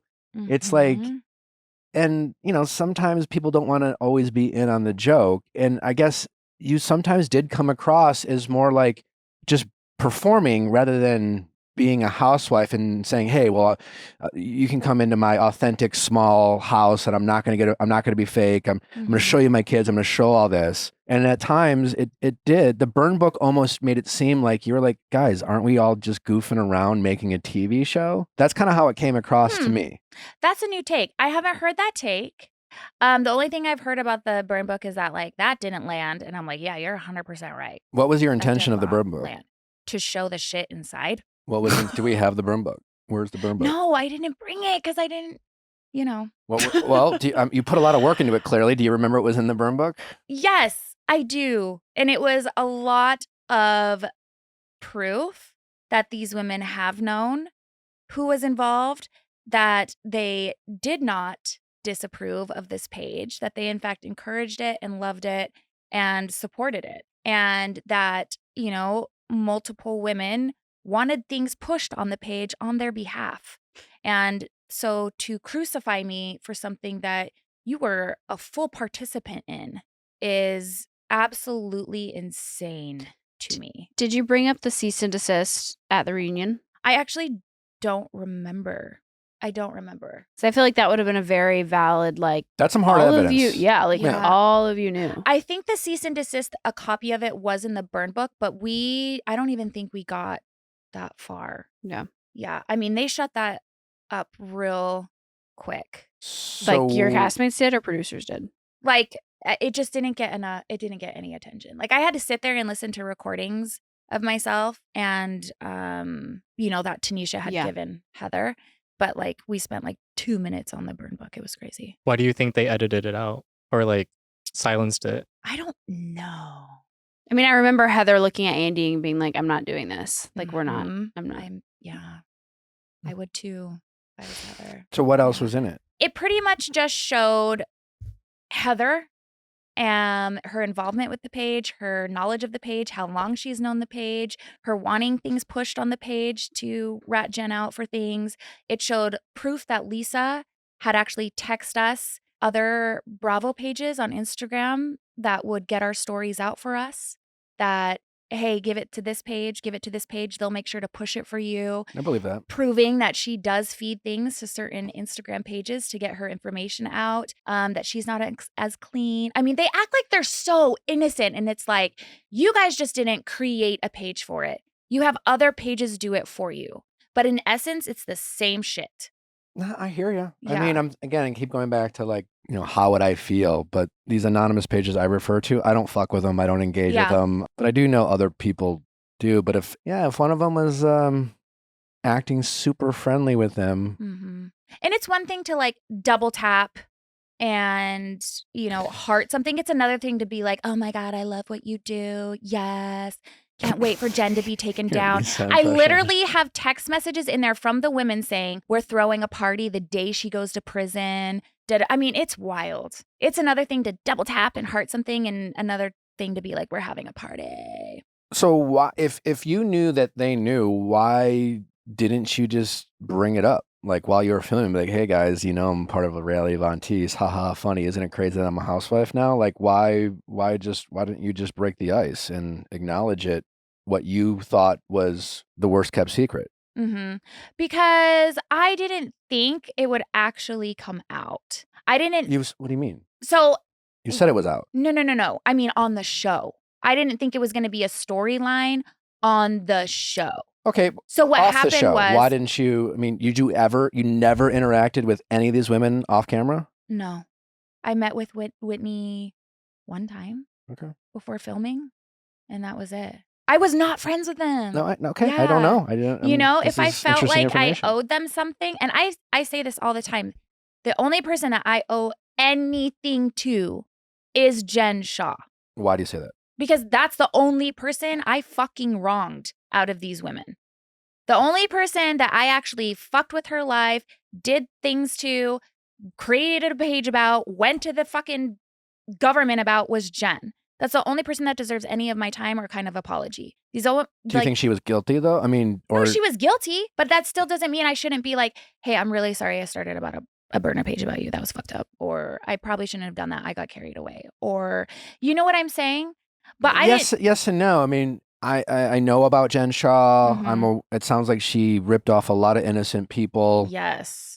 So it sounded like to me she deserves to be in prison. Yeah. And I guess how you went about it, I don't know. But if you are saying that you were the reason she got found out, then why do you owe her an apology? I mean, I'm definitely not the reason she got found out. And I think that needs to be clarified too. I was not like the reason she got arrested. I mean, this was a decade-long investigation on this woman. Okay. I was just a witness on a long list of witnesses for the trial. Heather, was it not Heather suing you for going into her salons or like what was that all about? Can you, Yeah. So in 2019, I went into her salon and got my lips done. Okay. And she decided to sue me after Bermuda for $2,000. And what's her side and what's your side of the story? Her side is that I didn't pay the $2,000. My side is yeah, I didn't because you botched me and I went and paid $3,000 for someone to dissolve and fix them. So, yeah. Okay. And she decided to sue you 5 years later? 5 years later and after, like a couple weeks after Bermuda. Why do you think she chose to do it at that time and not? It was completely vindictive and personal. Had nothing to do with anything else. Did she ever bring anything up while filming? Like, hey, do you have, that $2,000 you owe me? No, but she did bring up other stuff. Like one time on the bus in Palm Springs when we were dressed up, I made a comment. I made something about a troll comment. And she's like, you need to be careful about who you call a troll. I'm like, bitch, you know, but let's play this game, Okay.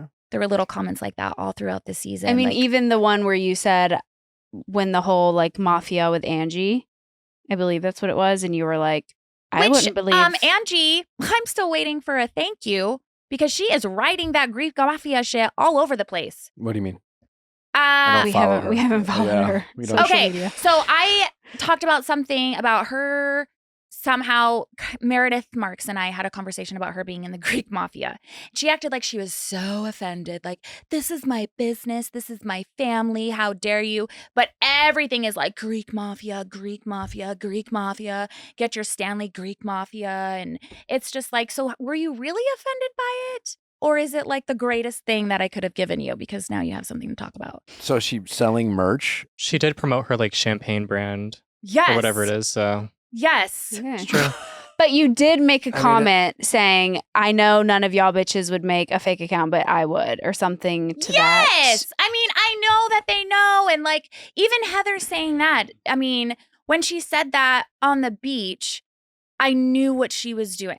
That is the moment, honestly, where I knew it was coming out in Bermuda. And I was like, okay, well, here we go. That's why people are like, you didn't act surprised. And I'm like, I fucking knew. This wasn't a secret, When she came to you dinner and party said, thing yeah. where you're just sitting there and they're Mm-hmm. something else that seemed confusing at the reunion. I think we even mocked you for it. Oh, no. What? yeah, I'm like, what? The whole like sitting in your car and stalking stalking, watching, doing your own PI work outside of, was it Jen Shah's? And you were like, the FBI asked me to, which didn't really seem all that believable. Yeah. Like, you know, like it seemed like you guys. Did you maybe tell a white lie? Yeah, it felt like the FBI was like, listen, let us know if you have any information. And you were like, okay, well, maybe we should just try to go get more information. That's exactly what it was. Okay. So the FBI did not come out. First of all, they did not come out and say, go do a stakeout, see what you find, Okay. get your binoculars. But it was like, if you have any information or you see her at all violating her probation or any, please let us know. And you were like, we're going to go fucking I was like, night tie-ho, watch. bitch. Yeah. Say less. Skirt, skirt. We're going to rent a car and do this thing. You know? All right. I got this. I really, really did take that shit too far. I mean, we really thought, we really were like, look, first of all, I'm not going to apologize for a drive-by because that shit was funny and we were joking around with it. We really, honestly, photos, we recorded ourselves. It's not like, and we were seriously doing TikToks and like mocking it. It's not like we really thought. I think that stalking is actually a really serious fucking thing. We were not stalking her. And to be clear, you only did this with Jen Shah, none of the other women. I don't even know where they live to even do that. Okay. No. So, and then also like you had access to Jen Shah's security camera. It was in my name. Yeah.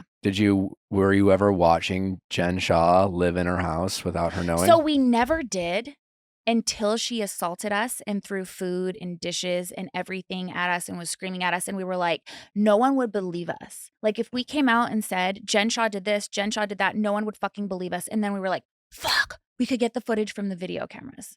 And so then we went back and we saw all the fucking footage of her doing all of that. And that's kind of where that Did you happened. give any of that footage to the FBI? Yeah, we gave everything. I gave everything to. That's why I'm like, you 5 bitches think I'm scared to admit to you that I was involved in a burner account when I had to sit down in a room full of Homeland Security, federal fucking agents, the fucking federal government with a binder full of everything they ever had on me and everything out of my phone. You think I'm scared of a blonde Whitney? To So like you're tell saying- her I was involved in a burner account where I had to tell the fucking federal government every single thing about my life. So the federal No. government knew your Reality VonTease? Yes.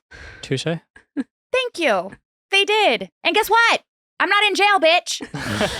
But Jen is. So why are you so mad at me? Like, I did not actually do a crime.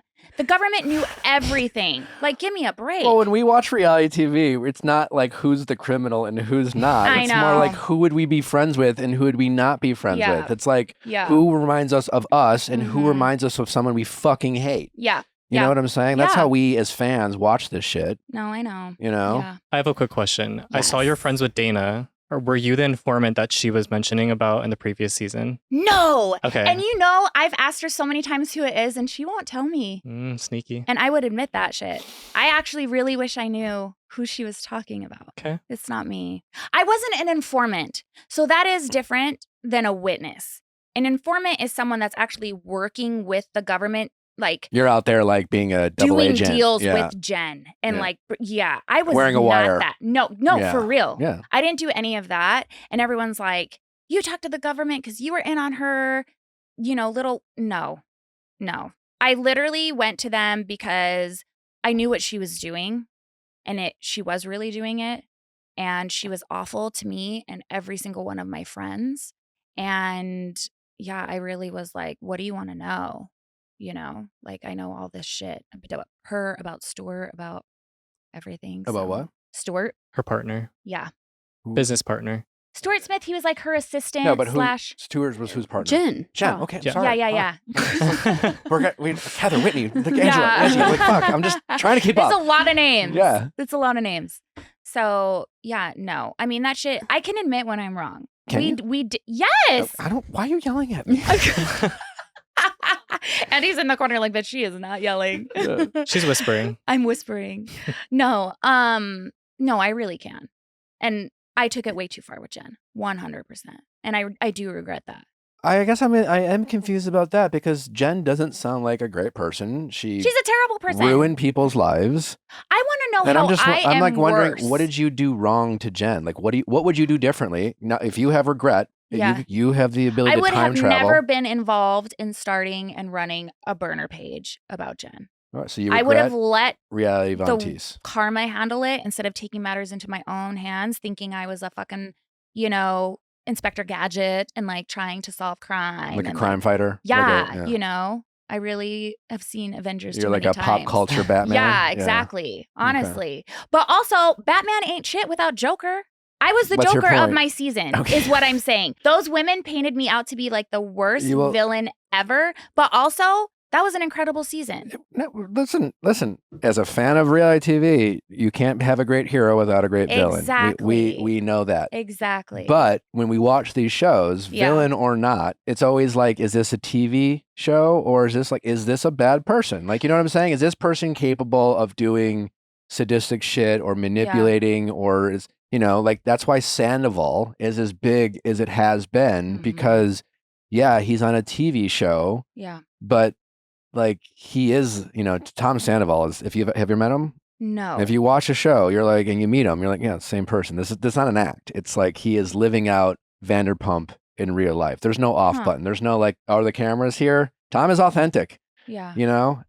For better or worse. And people have watched this guy act a certain way and affect people's lives and emotionally fuck up people by making empty promises and act the way he does. And so that's why there's a lot of commentary because, people watch these shows and again, relate it to their own experiences and their own lives. And when they see someone act a certain way that reminds them of someone who's hurt them in the past, they have a certain reaction to it. Yeah.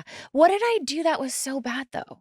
Because even you are sitting here admitting it without admitting it that what I did wasn't that bad because you're even sitting here saying I appreciate you shedding light. Jen Shah was a piece of shit human. Yeah. Not only did she defraud the elderly and scam people out of literally millions and millions of dollars, she fucking punched Heather in the face.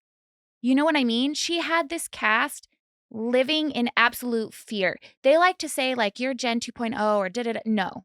If I really was, they would actually be terrified of me and they wouldn't have treated me how they did. They treated me how they did because they know I'm not actually terrifying. They know I'm actually not going to do anything to hurt them. Do you know what I'm saying? They were genuinely terrified of Jen Shah and what she would do to them, of what she knew about them. I mean, you could kind of tell that in the reunion because they were surprisingly. There was a moment with Heather where she seemed like she still cared about what Jen Shah had thought, or she does. I mean, she literally sat on reunion and was like, Andy Cohen looks at her and says, "Is there anything you want to say to Jen Shah?" And she goes, "I'm not your bitch." And then she goes on Watch What Happens Live and is like, "I hope Jen's happy with what I did." It's like, pick a lane. Yeah. You know what I mean? So it's like she still wants Jen's approval so bad. Listen, the legal document that's been out since 2021 is very effective evidence to your favor. That because that's my big thing is being able to relate to these women in a way where had I truly not known that you were a part of this account, and had this account spread rumors about me or Natalie and affected our mental health and trolled us and just, made our lives generally more miserable. And if I had found out that person ended up working for me, I would have been fucking beside myself. Yeah. And then to have, let's say it was Leia, who's running some sort of fucking bachelor burner account. Do you think it would be me? Who knows? And then she was out there being like, "Fuck you, I didn't do anything wrong," blah, blah, blah. I would be like, "Oh my God, this person's a monster." You see where I'm coming from? I see where you're coming from 100%. I really do. I do not see where they are coming from. Has Jen Shah reached out to you at all? Have you heard from Jen Shah at all? No, nothing. No, nothing. Do you know if she's reached out to anyone since this season? I think she still talks to Heather. I'm throwing that shit out there. I think they were like still in cahoots almost. In what way could they be in cahoots? I mean, I feel like they have a very, even just from what I saw and what I know, I feel like they have a very messy relationship. And I think that's why Heather stays a Jen fan. I don't care how much she acts like I'm going to stick up to her or whatever. At the end of the day, she never does. She never, ever, ever does. And so I think that they have this weird codependent relationship with each other because of their past. I don't know. How did you find out that you weren't going to be brought back? If we're being really honest, I knew about month 2 filming that it was, I knew it was happening because Tanisha was telling people what the plan was. And she was What plan? What do you mean? to get me off the show. Yeah. So when did Tanisha turn on you? Because I thought y'all were like best friends. Y'all we started were this best friend. I mean, you guys, we account. spent every holiday together, every Sunday dinner together. Our kids were best friends, sleepovers, all the things. We were inseparable. I really don't know why she flipped. And this sounds insane. And this is why people think, oh, you're lying. I do not know what made her flip so fucking hard against me. She, from what I know, she told people it was because I was coming for her check. I never came for that woman's check. I was not trying to Whose get check? her fired. Tanisha's check? Yeah. Her as Like a on the show? hairstylist? Yeah, like as a hairstylist on the show. Like I was trying to get her fired. I don't even have that fucking kind of pull. So I don't know. Was she even on season 4? I don't. She's No. Heather's hairstylist I- just for the show. glam. I know that. So you do. Yeah. You But can I- make money sometimes as like an appearance. No, I get that, but I is what- only remember her being talked about after Hello Reality VonTease. No, Maybe no, I no. missed So it. how she does like confessionals, right? Sure. She gets Okay. paid for doing Sure, confessionals. she's been on or a few times. gallery I guess or I whatever. missed it. Yeah. okay. Yeah. But she felt like I was coming for her check or trying to get her fired or whatever. That is all I know. Okay. Because I'm hearing all of this through other people, or I'm seeing the text she's saying where she's like, she's coming for my money and I da da da da da. Who was Heather talking to during that big scene where she's on the phone as like season 4 opened up and that whole foreshadowing to the I finale? don't fucking know. Herself? No one? Because she already fucking knew? I don't know. Okay. Seriously. I'm just asking. Why you yelling at me? It's just a question. You know? No, I don't know who she was talking to. Okay. An operator. No one. Did you shoplift from Meredith Marks' store? No. And even Meredith said in the finale, I never said you shopped. She knows I never did. I don't even know why that was. Oh, yeah. Because I said, this was my first time here. And I had been there like once before with Jen. That whole thing was she like accused Jen's assistant at the time, Murillo, of shoplifting.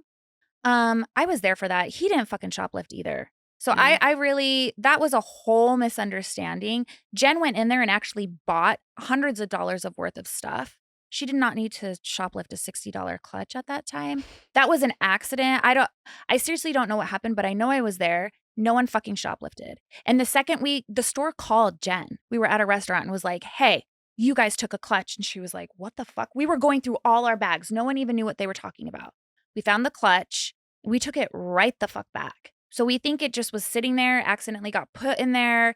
There's no footage of anyone stealing anything. Like that to me was a whole misunderstanding. But that was actually Meredith had blamed Murillo for that at the time. Okay. I would just like to say Murillo didn't steal shit either. Why didn't you post all this shit in the Burnberg, like on your social media account, like in your stories? Like, why didn't you just put it all fucking out there?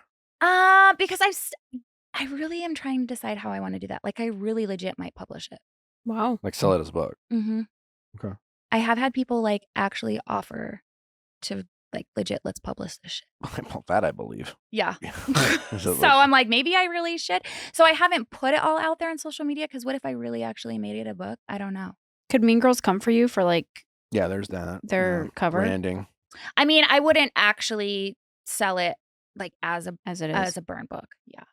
Redo the cover. It would art. be, different title, different. Mm-hmm. Okay. Yeah. Are there any of the relationships with, Whitney, Lisa, or Heather that Mm-hmm. you would be remotely interested in salvaging? I have nothing bad to say about Mary, Meredith, and Heather. Mary? Mary, Meredith, and Whitney. Okay. I I actually, was like, we've been talking shit about Heather Yeah. for 20 minutes. it's still not enough time. I could still go on. But no, Whitney. We got time. Yeah. Whitney's amazing. I was actually so sad to hear like what she said about me. What did she say again? She said something like, I know she's watching me from other troll accounts. And I'm like, no, I'm not. Like, I don't. This is the thing. They actually think I'm really like obsessed with them. I wasn't. I was obsessed with getting Jen because she actually did me wrong. Can you see how even though you know for sure because it was you know exactly what you were doing, Mhm. can you see from their perspective just how it can be a little confusing onto what you were doing, what or you just, weren't like, doing, and like how trust many, just like that- having trust issues like, around you- I it. can see how they have trust issues. That I can see. Yes, Okay. I can. Okay. Absolutely. For Okay. sure. Now So we're getting Whitney's somewhere. That's Whitney's valid valid. in that feeling, even though you know for sure that you're not. You can acknowledge You're that empathizing with her trust issues with you. I can Get- empathize with okay. her trust issues. Okay. Yes, 100%. But Whitney, I do feel like I had such an incredible, real like connection with. Like we really, really bonded over her dad and my mom being so similar and the trauma that they have put us both through and the insane situations we've had with our parents that no one else would even believe that they think is made up. So that's why it also hurt me that she was like, they deserve an Emmy. Cause I'm like, girl, you and I sat there and I told you so many stories and you told me so many stories that we were like, no one would believe us, you know? That hurt. But I feel like Whitney really is the most genuine on the OG cast. Like actually is a really good person. Do you know what I mean? Yeah. No, we really enjoyed getting to talk with Yeah. Whitney. and- Justin is amazing. Like her kids are incredible. Yeah, I definitely felt the closest to Whitney for sure. Did your girls watch the season? No, I don't You even didn't let watch it in the house with them. They have no idea. All they know is people come up, literally we'll go to the grocery store and people will come up and my little ones will be like, why do you want to talk to my mom? Or why do you want a picture with my mom? That's weird. Like they don't Okay. watch it. Even my 18-year-old refuses. She will not watch it. So they didn't. Even your 18-year-old wasn't aware of like everything that happened, the backlash, the No, she's aware of that because she talks to me. yeah. And I talk to her, but she did not watch it. Gotcha. She has Okay. not watched any of it. Any of the show. No. I She have won't. so many more questions, I but it's time for know. texting office hours, and we're going to give someone else some relationship advice. You down Oh, for that? sure. We Because do it. I'm so good with that. Well, I expect you to be. Yeah. This, just so you know, this is all about, and for the people maybe listening for the first time, tuning in to hear you. Yeah. We offer advice as friends to the people calling in, Oh. not through our expertise, Okay. but through our mistakes, things Yeah. that we've learned through trial and error. So I could be like, don't sleep with your brother-in-law. Sure, yeah, That's good that would be advice. good advice. That's great yeah. advice. But we learn through our mistakes and our willingness to learn from those mistakes. Yeah. And that's the lens in which we offer advice to our callers. That's cool. All right. So, Okay. and when we come back, we got more fucking questions Yeah. with Monica. If you love your dog, then you gotta feed them the food that's good for them, and start feeding them food that is made with real ingredients that veterinarians invented. And we're talking about Sundays for Dogs, people. Sundays is a fresh dog food made from a short list of human-grade ingredients. Sundays was co-founded by Dr. Tori Waxman, a practicing veterinarian who tests and formulates every version of recipes. Sundays contains 90% meat, 10% superfoods, and 0% synthetic nutrients for artificial ingredients. Unlike the other fresh dog food, Sundays does not require refrigeration or preparation because of their air drying process. Just pour and serve, which makes it super easy to travel with if you're an on-and-go kind of family. If you like to travel with your pup, make sure that they still get the food that they deserve.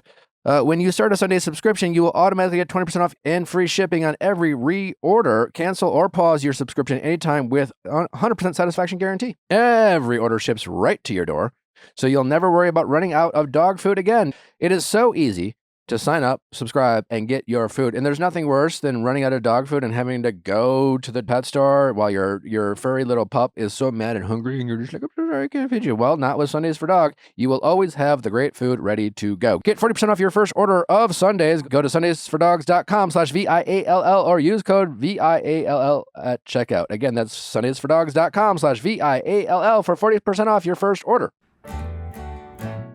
There are a few things in this world that I hate doing. One of Right. them is dishes. Yeah, Natalie will refuse to do dishes. I don't like doing dishes, but I have noticed since we have Caraway, they are so easy to clean. Yeah. I don't mind it. You left the egg pots and pans from your breakfast this morning on the stove because you're allergic to cleaning up after yourself. So easy to clean. It made me want to do it more. Thank you, Caraway. We love Caraway. We've been a Caraway family for going on our 4th year now. We have the stainless steel set. We have the ceramic set. They're so like stylish. It's great. They have they come with this really easy to storage like Shelving unit type of thing. I don't know. So It's nice. so great. We love cooking at home. We cook almost every meal, and it's so great with Caraway. We'll always be a Caraway family.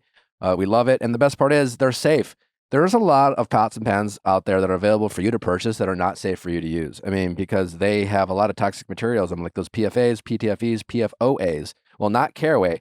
They are made without any of those toxic materials that are hard to pronounce and less safe to go in your body. So cook with the peace of mind that you are cooking with safe, easy to clean pots and pans. In addition to the pots and pans that Caraway has, they have wonderful baking sheets and baking equipment. All the cooking and baking stuff that you might want, you can get at Caraway. Visit carawayhome.com/VIALL to take advantage of this limited time offer for 10% off your next purchase. This deal is exclusive to our listeners. So visit carawayhome.com/VIALL or use code VIALL at checkout. Caraway, non-toxic cookware made modern. How's it going? Hi, I'm Jessica. I am 33 and I cut my parents off about a year ago.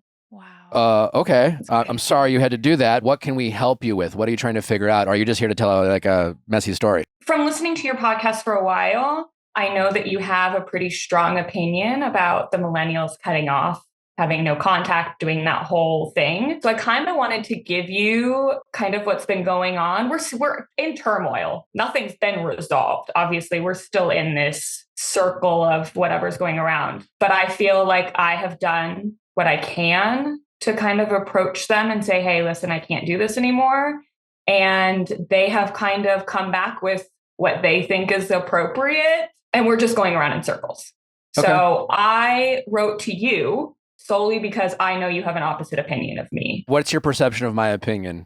You don't like that people cut off their parents. You don't think that it's an appropriate action. Yeah, you've said it several times that it bothers you that millennials are in this pattern, I guess. I'm very protective of like parents in general. I think like as a new parent, like again, this is a very general statement. Like I think we also just live in a culture right now where we're as a society, we're all finding reasons why things aren't our fault. We're learning about our past childhood trauma, and then coming from a family of 10 siblings, I'm aware that, and I'm very lucky. I mean, I have great parents. I know most people aren't as lucky to have the parents I have. And I just like also know that parents aren't perfect and they can make mistakes. And sometimes I've seen kids kind of just like all the way that things haven't worked out for them and just like blamed it on their parents. That being said, if you also listen to a lot of our shows, like I'm pretty clear about like setting boundaries with parents. And part of being an adult is sometimes pushing back on those parents who can be bullies. Parents are used to 18 years of literally being in charge.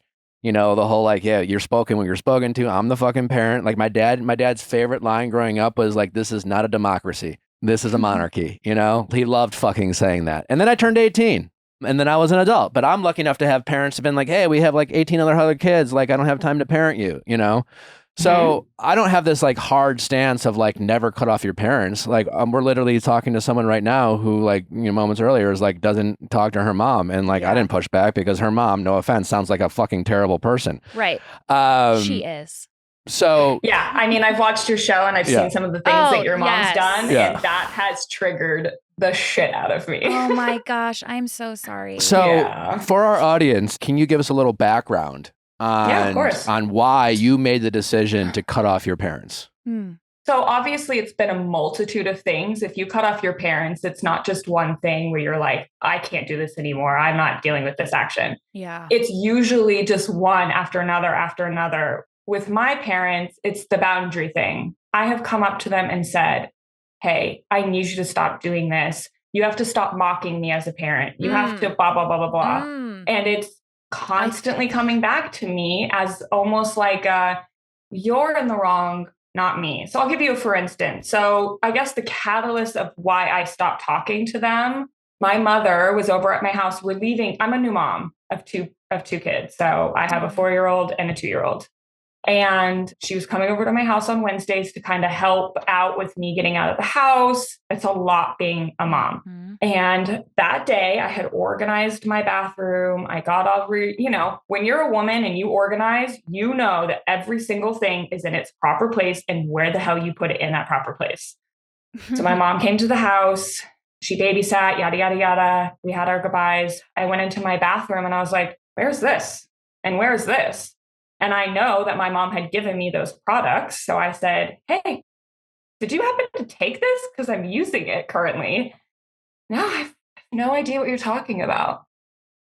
What do you mean you have no idea what I'm talking about? I was in postpartum at this time. So I thought I was like losing my mind. I was like, I must be batshit crazy. Called my husband. I was like, do you think I moved it? What do you think happened? And he was like, when I get home from work, we'll look for it. Don't worry about it. Got home, we looked for it. It's nowhere to be found. Long story short, I moved out of that house. Oh my gosh. And it is not in my house. She blamed my child. She said my child must have gone into my bathroom and taken it. Have you asked your child where it's at? I said, are you blaming my kid for this? Yes, she comes into my bathroom and plays with my makeup, but that's not makeup. And then the one thing that she took was up high. My little girl can't get that. And it was the 2 products that she gave me that were missing. That's just crazy. batshit. But you did you ever find it in her possession, or are you? Okay. I wanted to go to her house. I really wanted to go to her bathroom. See, that's a and just Monica shit. raid That's it. what I would have done. You're right. I still need help. You would- Because my crazy ass would have gone over to her house when she's not there, and I would have thought I was Inspector Gadget again, and I would have found the evidence and been like, I knew she took this shit. 1,000%. My husband stopped me from doing that. You know what? Good for My husband him. was like, That's the "That's not a problem. I good have no one to idea." stop my crazy ass. My friends encourage me. That's I mean, weird. my friends encourage me too, but I mean, That is. I've been in therapy for a long time. Good for you. And the question, like, it's a weird story. Is that par for the course? You know, like, has your like mom when you? She's never lied to me like that. She's never gaslit me like that. She's never put me in a corner like that and said, no, something's going on. You're losing it. Yes, she's told me like certain parts of my childhood are not right. Like I'd be like, oh yeah, this happened. She's like, no, it didn't. I'm like, oh my God. what are you talking about? Yes, it did. I relate to that so much. When they like, Yeah. you remember it a certain way, they remember it a certain way, and then you feel like you're insane. Which is fine. I'm saying like my kid will remember something one day completely different than how I remembered it. Yeah. But as the parent, it's not my job to tell my child they didn't remember that correctly. It's my job to be like, I remembered it differently. Can you share with me how you felt in that moment? Wow. Then go and validate your child in that moment. Don't tell them that there's something wrong with them. Exactly. Because it's like when my mom left me with other people and she tried to switch how I remembered it, when it's really just like, you just need to hear, I am so sorry. That was so traumatic to you. Versus like, I this and I that. Wow. I totally get you. So really when do. you say your mom mocks you That's about awful. being a parent, can you give us an example of what that looks like? My dad mocks me. How so? So I gentle parent. I like to approach my children and try to understand what's going on before yelling at them and kind of belittling them. So Isn't there a middle ground? Well, okay. So for instance, like my child would do something that she shouldn't have got the markers, right? Okay. I told you shouldn't have the markers. So I'm going to go take the markers and put them away. My dad would be like, yo, your mom said not to play with the markers. Now you got them taken away. Now you're in trouble. Like he would do something like that in the background. Okay. Can you, like, again, new parent here. My daughter's only 7 weeks old, but like, I want to be a tough but fair parent. I want to be certainly like in touch with their feelings, but I also want my kids to understand rules and boundaries, and I want them to understand consequences and responsibility. And when they don't listen to what we say, you know, like we got put in the corner when we were a kid. We had timeouts and shit like that. Like my parents didn't mock us; they punished us. You know, and we learned to follow their rules. We learned to behave. We learned to respect our elders. which I'm all on board for. Like, Yeah. I do know that I 100%. have no plans on every time River or any other child that Manali and I have. I'm not going to be like, why did you do that? Why did you feel like the need to like misbehave? I'm not going to be this gentle fucking parent every time. Yeah. I'm not here to tell you what to do or how to be a parent. But again, like, and that's, Yeah, no, 100%. you know, but Yeah, and don't ask me because I'm Latina, so we don't ask shit. yeah. It's just immediate yelling. No, but if my little girl, say she colored her brother, like that's an obvious, Sure. like, please, you're not supposed to be doing that, right? Hey, your markers are now taken away because you couldn't follow the rules of the markers, Sure. right? You colored your Yeah. brother. That thing is taken away. I'm not about the go to your room and think about it kind of thing because the kids don't even know what they're fucking thinking about in the first place. Yeah, they do. Yes, you need a moment to yourself because you need to go and get out of the situation. But to sit there and tell your child to go sit in a corner until an appropriate age, they don't know what they're doing. All they see is that their safe place is telling them that they're being bad. They have no idea what they did. You have to sit there and explain it to them. And I think it's just my trauma that's why I do that. Because I was always told, just go away. You stress me out. You're stressing me out. Go away. Stop. Leave your butt. Just go. And yeah, that's valid. So Yeah. I mean, listen, and I'm not here to tell you how to parent. I'm a new parent. I'm just figuring it out, and you'll find your way, you know. But also, it sounds like you are. I'm assuming you're aware. It's coming across to us that you are, especially as a new mom, realizing that you have some childhood trauma as a result of your parents. You know, it seems like you're becoming more and more aware as you have become a parent of your own of maybe ways in which your parents raised you that has affected you negatively. Would that be 100%. accurate? And my parents aren't perfect. I'm not perfect, Yeah. right? No one's perfect. My parents screwed up and I will screw up too. Sure. Okay. I know that 100%. Yeah. But when it comes down to being an adult and telling your child that they're wrong at 33 years old, or like gaslighting your daughter when she's going through probably the toughest time in her life. Yeah. I mean, that's some deep shit. What was the straw that broke the camel's back? So that kind of started the catalyst. We were looking for a house and my parents were my mom was coming to watch the kids. My dad, husband, and I were going to go to the house for the inspection.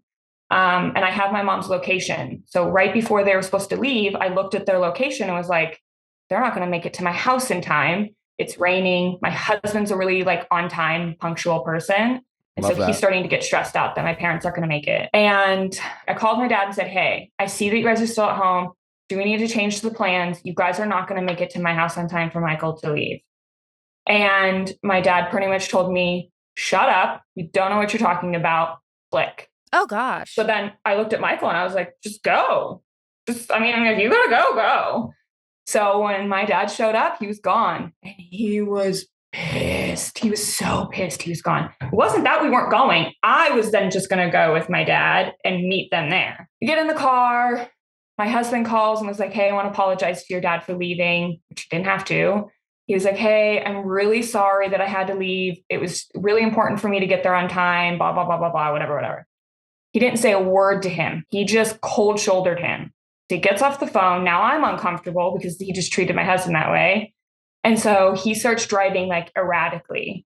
And I said, is this how you're going to drive for the next 45 minutes? I'm pretty sure I said it with a tone. I'm sure I said it with some conviction and didn't say anything. He whipped the car around, drove back into my neighborhood, told me to get out of the car and go get my mom. I played a part. I got in the house. And this was after my mom already had done this whole stealing thing, right?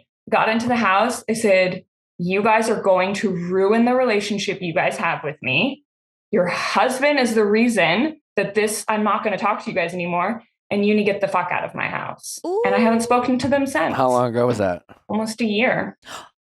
Oh my gosh. They still have visitation rights to my kids. What do you but I mean don't by have that? any talk to them. What do you Like mean? legally they have visitation rights? No, you no, are. that's Oh. what my dad calls it. Oh. He calls it visitation rights to my children.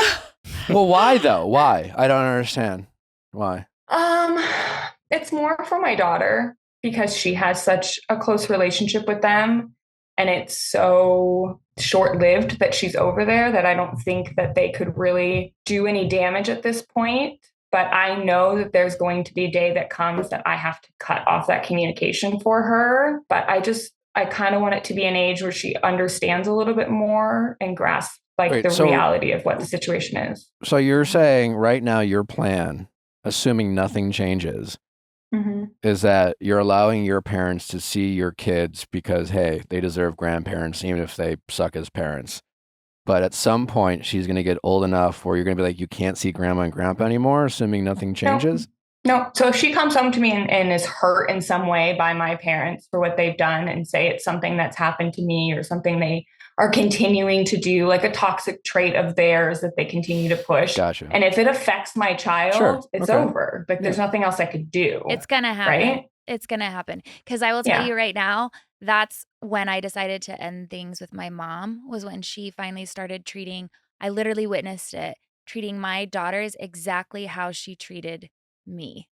And that's when I was like, we're done here. You can do whatever the fuck you want to me. But the second I see it happening to my kids, like, we're done. And it's hard to pull them away from their grandparents because they just don't understand. Nope, and that then shit they is think you're easy the as one hell. being bad. Nope. I promise you, when you go through it and you actually are in this situation, it will not be hard.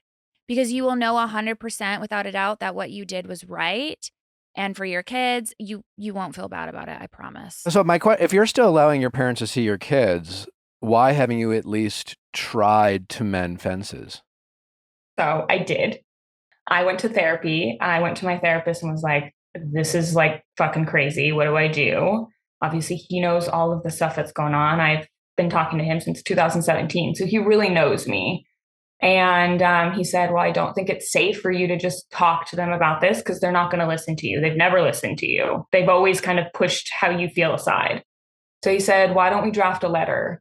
So together with my therapist, he sat there and he said, just vent. Just tell me your shit. Tell me what you want to tell your parents. And I'll say it in a more eloquent, less harsh way. And he did a beautiful job. That's so nice. I sent it and I scheduled an appointment for that following week just to give myself a week to see if they would respond. And they never did. They never responded in that week. So then I went back to therapy and I was like, they didn't say anything. And my therapist was like, what do you mean they didn't say anything to that letter? They didn't say anything to you? So I was like, I guess there's nothing else to talk about. Was he that surprised? He was very shocked. He was shocked they didn't say anything because it was a really kind letter. It really was not mean. Do you have siblings? I have a brother and a sister. My brother is the matriarch of the family, and I am no contact with him too, going on almost 6 years. Damn. And my dad's mom, I don't talk to her as well. For the same reasons? My dad's mother, she belittled me multiple times. I mean, you want to talk about every name in the book, that woman's called it to me. Yeah. And your brother? And my dad's done nothing about it ever. And your brother? My parents kind of made that divide. They kind of... so they don't talk with your brother either? Almost 6 years. So this whole family is a bit broken. This is beyond you and me, Nick. Yeah, but that's why I wanted to call, because I wanted you to see the perspective of a family that I've tried. I'm 33 years old. And in that letter, my parents did write me back. And in that letter, they're like, we just don't understand where all of this hurt is coming from. I don't understand how you don't understand. This is not the first time I've ever said this to you guys. And she's just like, I'm utterly shocked that you feel this way. What? What do you mean you're utterly shocked? Are you close? That means you've never listened to me. Are you close to your sister? No, I keep her at a safe distance because she validates my parents. Okay. She validates their toxicity. Yeah, she thinks that whatever happened in the situation of my mom stealing things, that it must have just been a situation we must move past. She doesn't want to get to the bottom of it. My mom sent out a save the date to my wedding behind my back because I didn't want to invite certain people. Wait, your mom invited people to your wedding without your permission? My mom sent out a save the date to people that I said that I wanted a small wedding. She didn't agree with it. So she sent out a save the date to people behind my back. Wow. That's crazy. That's something my mom would do. And so that's why I wanted to call, because I wanted a perspective of I've given them a lot. I've tried so many times to go back to them and say, listen, this hurts. I want a mom. I'm a mom. I want support. Mhm. I want somebody to be there for me. I want a dad to support my little boy. Like, I want all of this. I want a family. My husband has a wonderful family. And I think maybe seeing his family and his dynamic, I was like, whoa, what the hell is my family? Mhm. And my husband and I have been together for almost 15 years. And when we first started dating, we would leave my parents' house and be like, why did your mom say that? Why did your mom treat you that way? Why do your parents do this to you? And I never really realized it till people started really putting it in my face. And I became a mother myself. And I was like, wow, I could never do that to my daughter. That's beyond insane. Yeah. Yeah, that sucks. It sucks you have to go through that. Yeah. But what would you say to somebody? So say I'm calling and I'm asking you for a next step. Like, what would you say the next step would be in this? I don't know if there is one. It sounds like you've done everything you can. Like sometimes you set a boundary. You're enforcing the boundary, right? I mean, there's nothing to be done. Your parents are choosing, as you've pointed out, to like not give a shit about what you say. Mhm. I mean, to be totally honest, I don't totally get.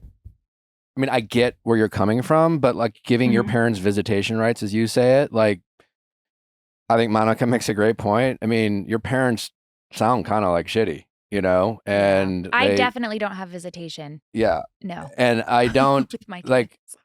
it's almost a guarantee, if we're betting on, are your parents going to eventually say something to your kids and your kids are going to come back with some sort of story that's going to make you go, you know what?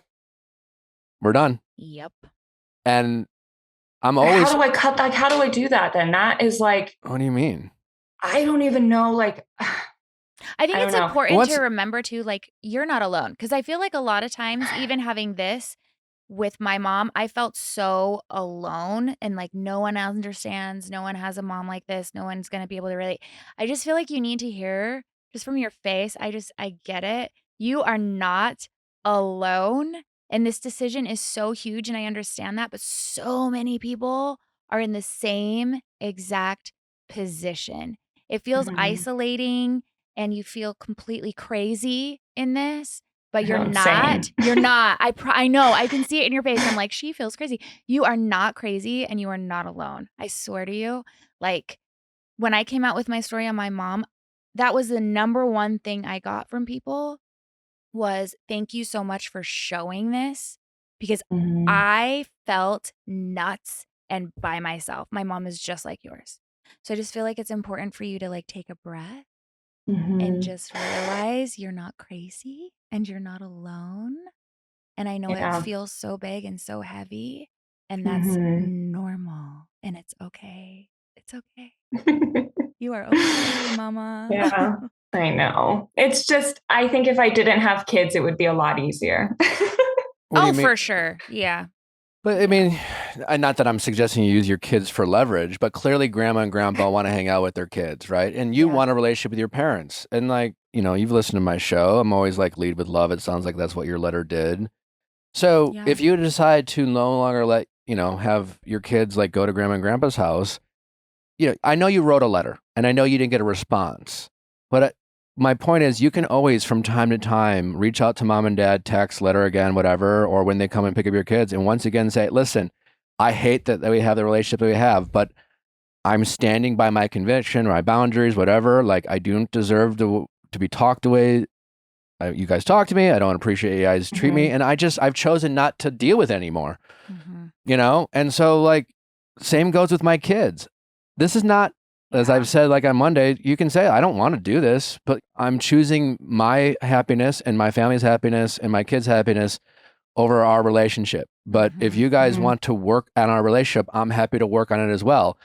And you can say that to your blue in the face. I don't know if they're ever going to come around, but it's like one of those things where, you saying it over and over, they can say what they want because clearly they're willing to gaslight you about stuff. But like you can always know deep down that you never stopped trying with your parents. Yeah, like you gave it every you kept giving. But then I feel like what I'm doing right now is giving up. I really do. I feel like me throwing in the towel is giving up. Throwing in the towel? How? What do you mean? I don't know. I just feel like, so like my dad did approach my husband and I, after the visitation with my children. They went to SeaWorld and they came back, and my dad got out of the car, didn't look me in the eyes, looked at my husband and was like, enough is enough. Like, it's been 6 months. Like, when is this going to stop? There was no like, hey, we love you. We want you in our life. It was like, and I just kind of looked at him, and my husband was like, literally said, why are you looking at me? This has everything to do with her. Yeah. Why are you looking at me? I'm not going to change her mind. This is not making excuses for your parents, but clearly, like, you're the adult in this situation now. Your parents are almost the kids, and you still have an expectation that your parents are supposed to come to you with like regret or remorse and contrition and things like that. And I don't think that's going to happen. You know what I'm saying? No. You almost have to explain. I don't think your parents even realize what's going on. So I think if you have these expectations of your parents, you will always be disappointed. If you start seeing your parents as kind of the flawed and broken people that they are, but still say, hey, well, you are my parents, and as imperfect as our relationship is, I still want to have a relationship. I'm here to say almost with certainty, if you have a relationship with your parents, you will forever have to be the bigger person. Yeah. Yep. And you'll have to just swallow your pride, you know? And having a relationship with your parents might just be like, it may not be the perfect scenario. It might, every time I talk to people like you and Monica, like I want to call my mom and dad and be like, thank you for being fucking normal. Yeah. You know? Seriously. But, there's a difference between having no relationship and at least something, like you guys don't have to be best friends. You can, I have family members that I love my family members unconditionally. Some of them I couldn't have an entire hour meal with them. I just can't do it, I'll do anything. How do you keep that relationship though? That's where I find it hard. Like, distance. How do I keep that? Again, like you can redefine what it means to have a relationship. Right now, you're just flat out ignoring your parents. Yeah, pretty much. It's almost like a fuck you, but like you can see my kids, but I won't talk to you. Like that's a little toxic, you know? Is it because they help you? And there's no shade in this at all. No, because not at all. No, it no took financial. me a minute because I was like, she's the only one that helps with my kids, and damn, I need a fucking break. Like I get that too. Oh, yeah. No, trust me. My husband works shifts. So he works 24 hours at a time. And I could fucking use a break. But it's not that. I just think when it comes down to it, I'm constantly, when I'm around them, either stressed, anxious, having to fight for my life constantly, telling my dad to stop acting that way, telling my mom or feeling that my mom's being cold and having to reshift my energy in the room to kind of fit everybody else. It's like I'm constantly having to have an out of body experience to be around them. I can get through it. I feel like Nick nailed it where he was like, if you choose to have this relationship, you're just always going to have to be the bigger person. Yeah. Listen, the reason why I preach boundaries all the time on this show is that I realize as an adult that even as a kid, I was always good at setting them. I've never been one to succumb to peer pressure. When I was in high school, it was like, no, let's take a shot. So I'm like, no, they're like fucking loser. I'm like, I don't care. I'm not doing it. It's never been hard for me to say, this is who I am. I don't care what you think about me. I'm going to do me. You know what I'm saying?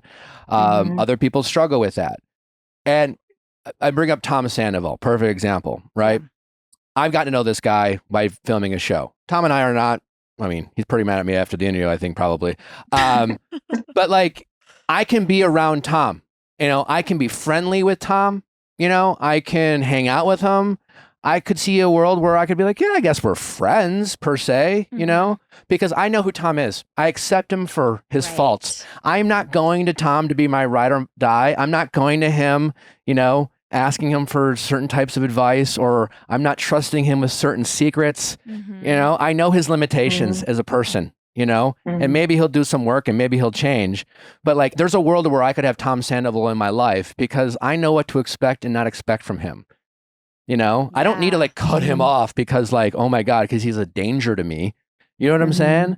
Because I know what he is. And and so I think you have to look at your parents that way. Stop having these grandiose expectations of them. They're never going to be the award-winning parents that you hope they were going to be.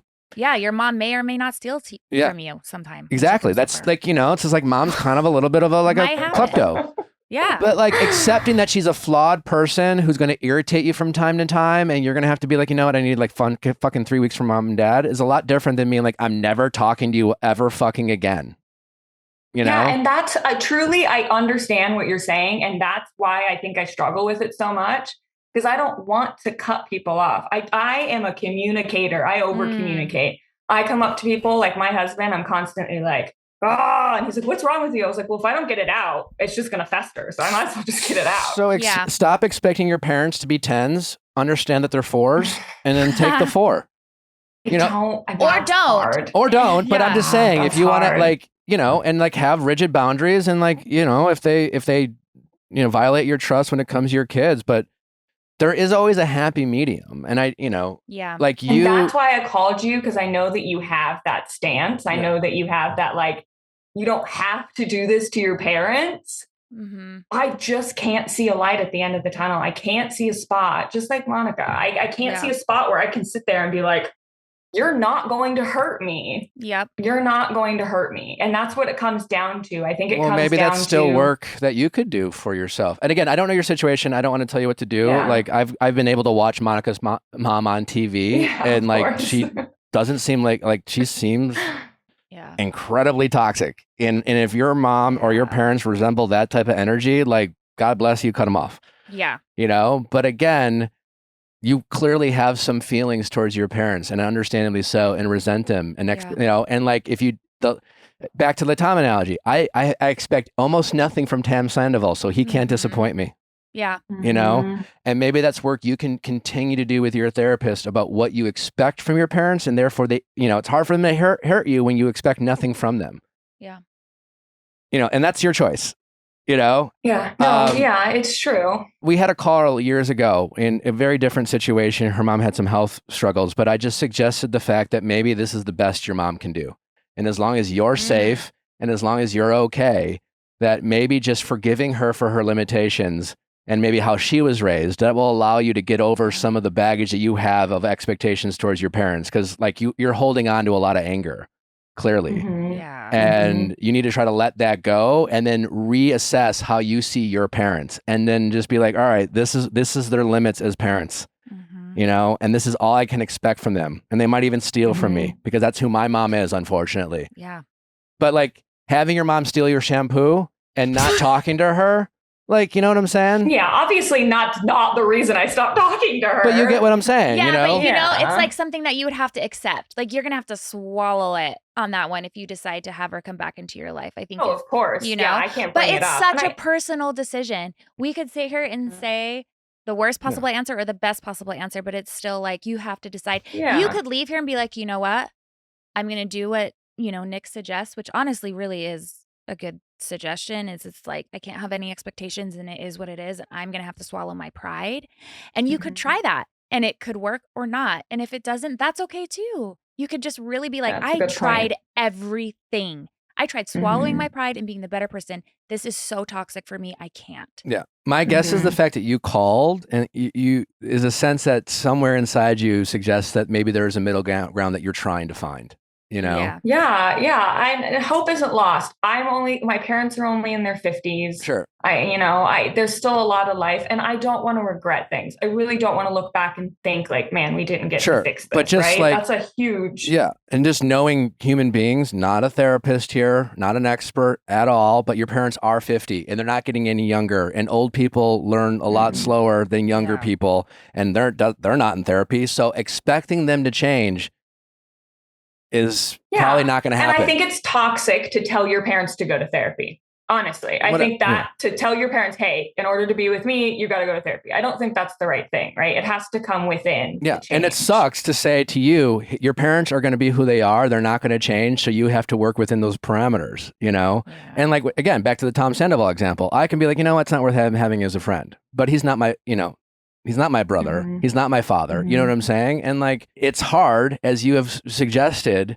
that despite for all your parents' flaws, like cutting off your parents is like not an ideal move. Yeah. You know? And you can find the middle ground or you're not. That is your choice. We're not here to tell you what to do. Yeah, of course. But finding a middle ground starts with accepting your parents are deeply flawed. They're probably not going to change. And then figuring out what can you accept and what can you not accept.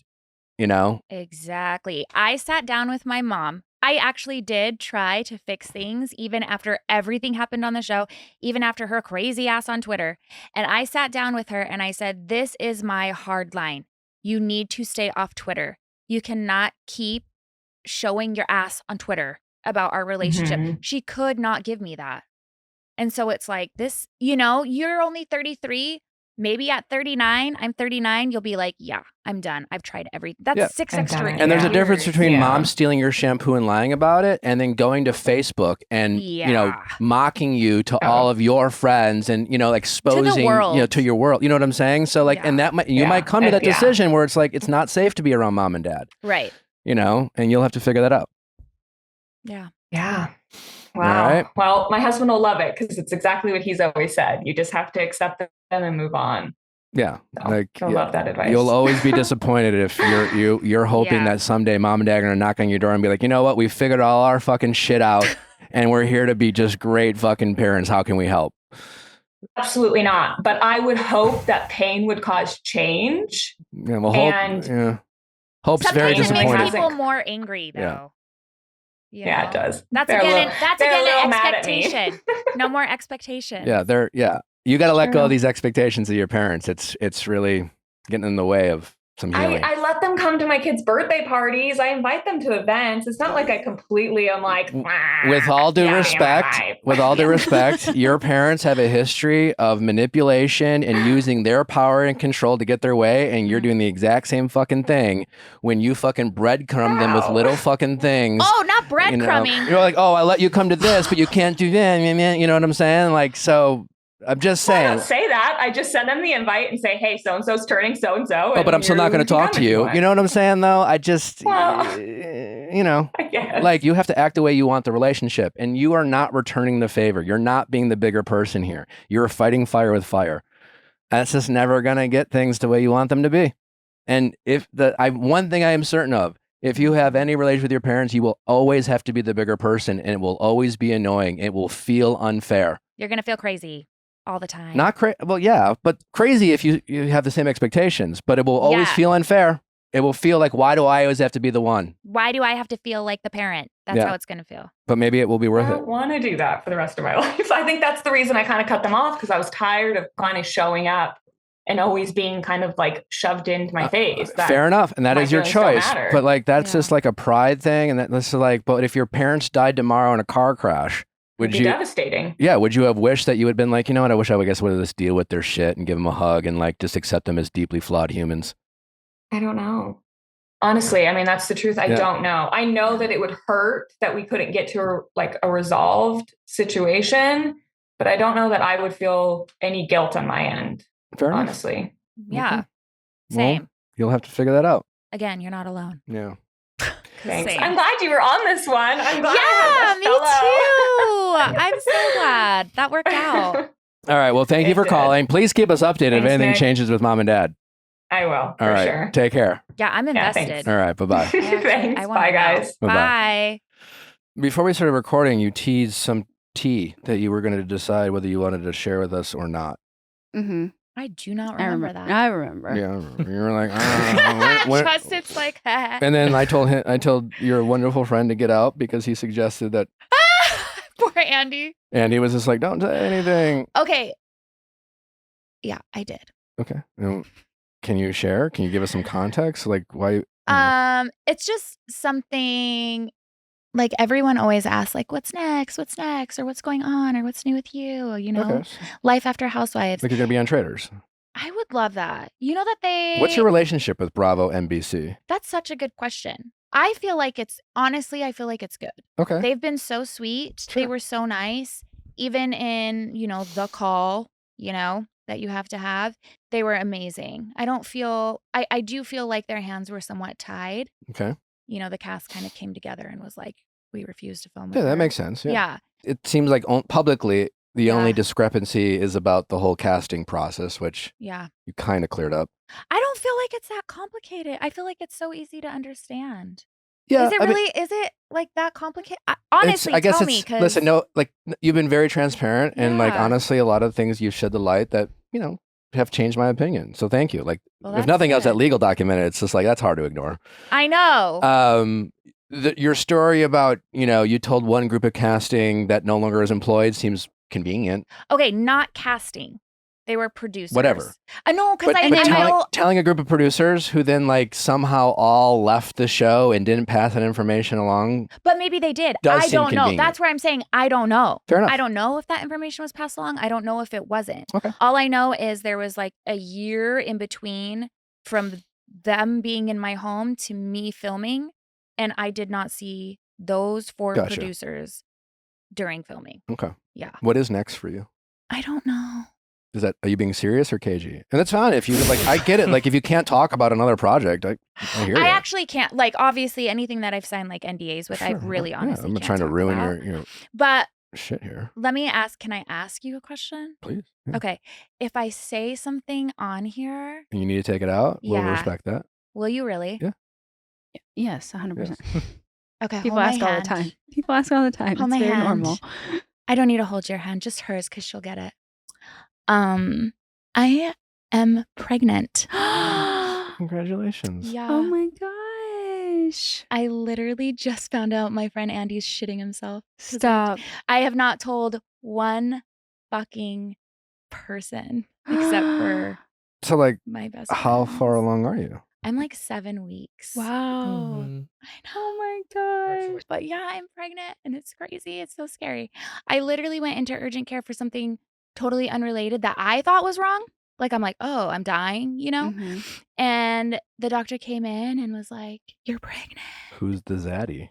I have not even, I've been dating him for a year and no one even knows who he is. I'm actually so good. This is why everyone, How about we do, before we do a baby reveal, how about we do like, this is my man? Like, can we find out who I could what's do his background? that. What's his background? I could do that. Andy's so mad at me right now. Listen, if you No, don't, I we'll hope you- we'll absolutely No, take it out if you don't so want to. emotional. Yeah. That's like the first I would love, time- I would No, love that's for you. amazing. I would love That's for you to like amazing. let the We're people so know happy for you. right now. you. Like I feel like this is exactly. I would be honored to be I gifted that know. exclusive news, but I I feel like literally have not told one fucking person. if you don't want to so I know, we'll hope take you it know out. you guys did a good job, because if I I didn't feel like I was in a safe space. I feel like Like, after you've had such a hard Yeah. time that Yeah. this baby has come to show you like Is this a it's miracle so baby? crazy. Were you guys Oh trying? no. I should not be. I was on the urgent care floor bawling my eyes out. 39. Yeah, because I'm like, I'm 39. Like, there's no way I'm on birth control. Like, Wow. by all means, I should not be pregnant. Don't tell that to Johnny on Love Is Blind. Yeah. Are you watching that? Yes. No tissue. Yeah. Okay, here's the picture. So it's so scary, but it's so feel like I'm Andy crazy. Cohen. I know. He would never hand the box. He would hand just one. Yeah. That's true. But yeah, so well, thank you congratulations. for, That's like, beautiful. making it a safe space, all of you, honestly, because I would never say that out loud if I Well, I did. hope you let us not take it out, but that's for you to decide. Yeah. What does he do? What does your man do? Okay, so you want to know what's crazy is we actually met during filming. I met him filming. What's he do? So he works in Utah at Wasatch Excursions. He like manages that property. Mhm. And that is where Heather and I shot our snowmobiling scene. Oh, yeah. So that is when I met him. And is that when y'all started talking? It Or was a few weeks after that, but yeah. okay. So did you go around back to the snowmobile and be like, hey, or did he find you on No, social so media? no, this is what happened. So we were in the middle of filming and we took a break, and I had asked our tour guide, like, is he single? Is he dating anyone? And he was like, well, he's courting.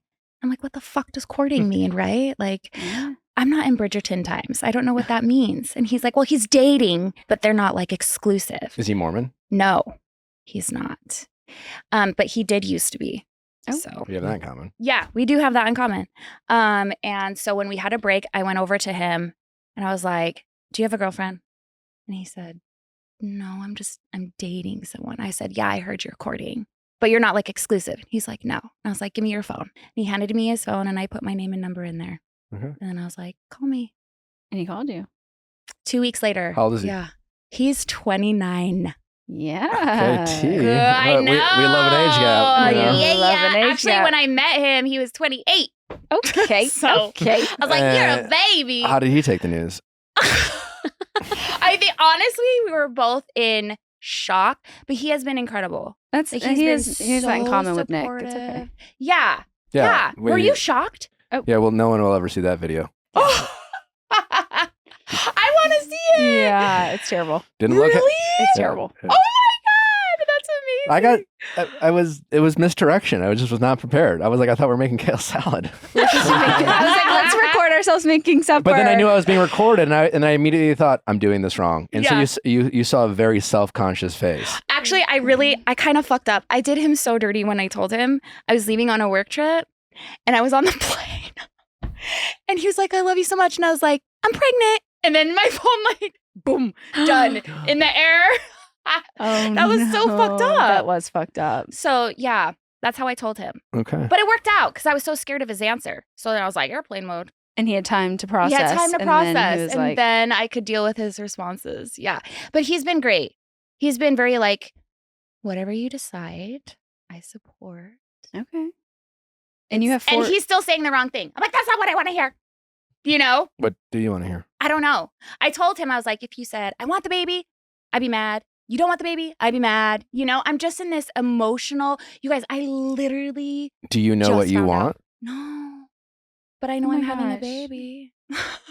You have 4 girls? Yeah. Wait, you guys want to hear something psychotic? Yes. This Love. is so crazy. The last couple months, I shit you not, this is a true fucking story, Justin. My 2 youngest have been talking about how mommy's having a baby. And I'm like, mommy is not having a They baby. You knew. guys are crazy. They knew. What if this is your Wow. boy? That's what they said. They were like, we're going to have a brother. And I'm like, girl, you're not having shit. And lo and behold, I'm pregnant with child. They manifested that. Yeah. They did. Yeah. I'm like, how did you guys know that? Well, I hope you let us keep this in. Yeah. Fuck. Yeah. For We're talking real. about it for like 10 fucking minutes. I know. That's so I know. exciting. Well, we're very happy Thank It for is you. really Thank exciting. you. It's so scary. I'm so scared, you guys. Why- I thought I was done. What are you scared about? I think being so much older and having a baby is like really freaking me out. Also, my youngest is 6. I thought I was done. Yeah. It's like, it's so much. My mom had one at 47. Wait, did she really? Yeah. My mom had me at 38. Stop. My mom had 3 kids in her 40s. Yeah. Wait, that makes me feel so much better. Oh my God. Because I'm like geriatric. No. Mm-mm. No, I that's guess what they like call technically, it. yes. That's what they technically, call And it. again, we're not yes. doctors, so. Yeah. No, but that is what they call Technically, it. yes. That's But it can be scary. done. And that was 18 years ago. Yeah. So I I feel like. see. You've done it 4 times. I know, but I was younger. And I had like, You don't seem less strong. thank you. I appreciate that. If I nothing really else, you do. definitely have some fight But to I'm you. like not married. At least I was, I don't know, you guys. It's a Is he lot. excited? Is he more excited than scared? I feel like he's more excited than scared. Like even on my way here, he was like, Well, when I- you're in your wheelchair, he'll be, being able to play soccer. That's what she says. he's gonna about me. have to feed me and the baby. Yeah. I'm gonna be old. Baby's gonna He'll be change new. your diaper and her diaper. He'll do the night shifts. Exactly. At least he's young. That's That's true. He can handle it. Yeah, he can handle it. Is there anything about Lisa Barlow you want to share with us that you feel like the people deserve to know? Oh, there's so much. There's so. I mean, I would go You want- on and on about your beautiful blessing that is your Oh, child, but thanks. and for the sake of not sharing, if you wanted in the, Yeah. I don't No, I get it. I want to get cut it. out an hour. Yeah. No, I get it. Sure. Yeah. There's honestly, there's so much about her that people, man, she's That they need to know. that they need. I mean, As a fan, any Lisa Barlow fan, caution, beware. What would you I caution think them? you know how Bravo fans are, though. There's no changing their minds. If they're Lisa Barlow fans, there's no changing their minds. That's not true. Really? Yeah. I don't know. Did everyone believe? Did everyone know about Angie's husband rumor before you told them? I can't speak. I really honestly don't know if Lisa had heard that before. I know Heather had heard about that before. I know Meredith had heard that before. I mean, this wasn't like, this was stuff that Jen Shah had said. It's not like they had never heard this before. I mean, you can tell. Yeah. I thought you could tell. When she found out, she was like, wow. Like, no reaction. I mean, nothing. It was just. And then I think what's funny is they were so mad about me bringing that up. But then she literally walked right into the next room and talked about Meredith being on her back and spreading her legs. Like, how is that any different? You know, I just Mm. think the hypocrisy is astounding on the show. Do you think they resented the fact that you were the assistant of Jen Shah and now you were their equal?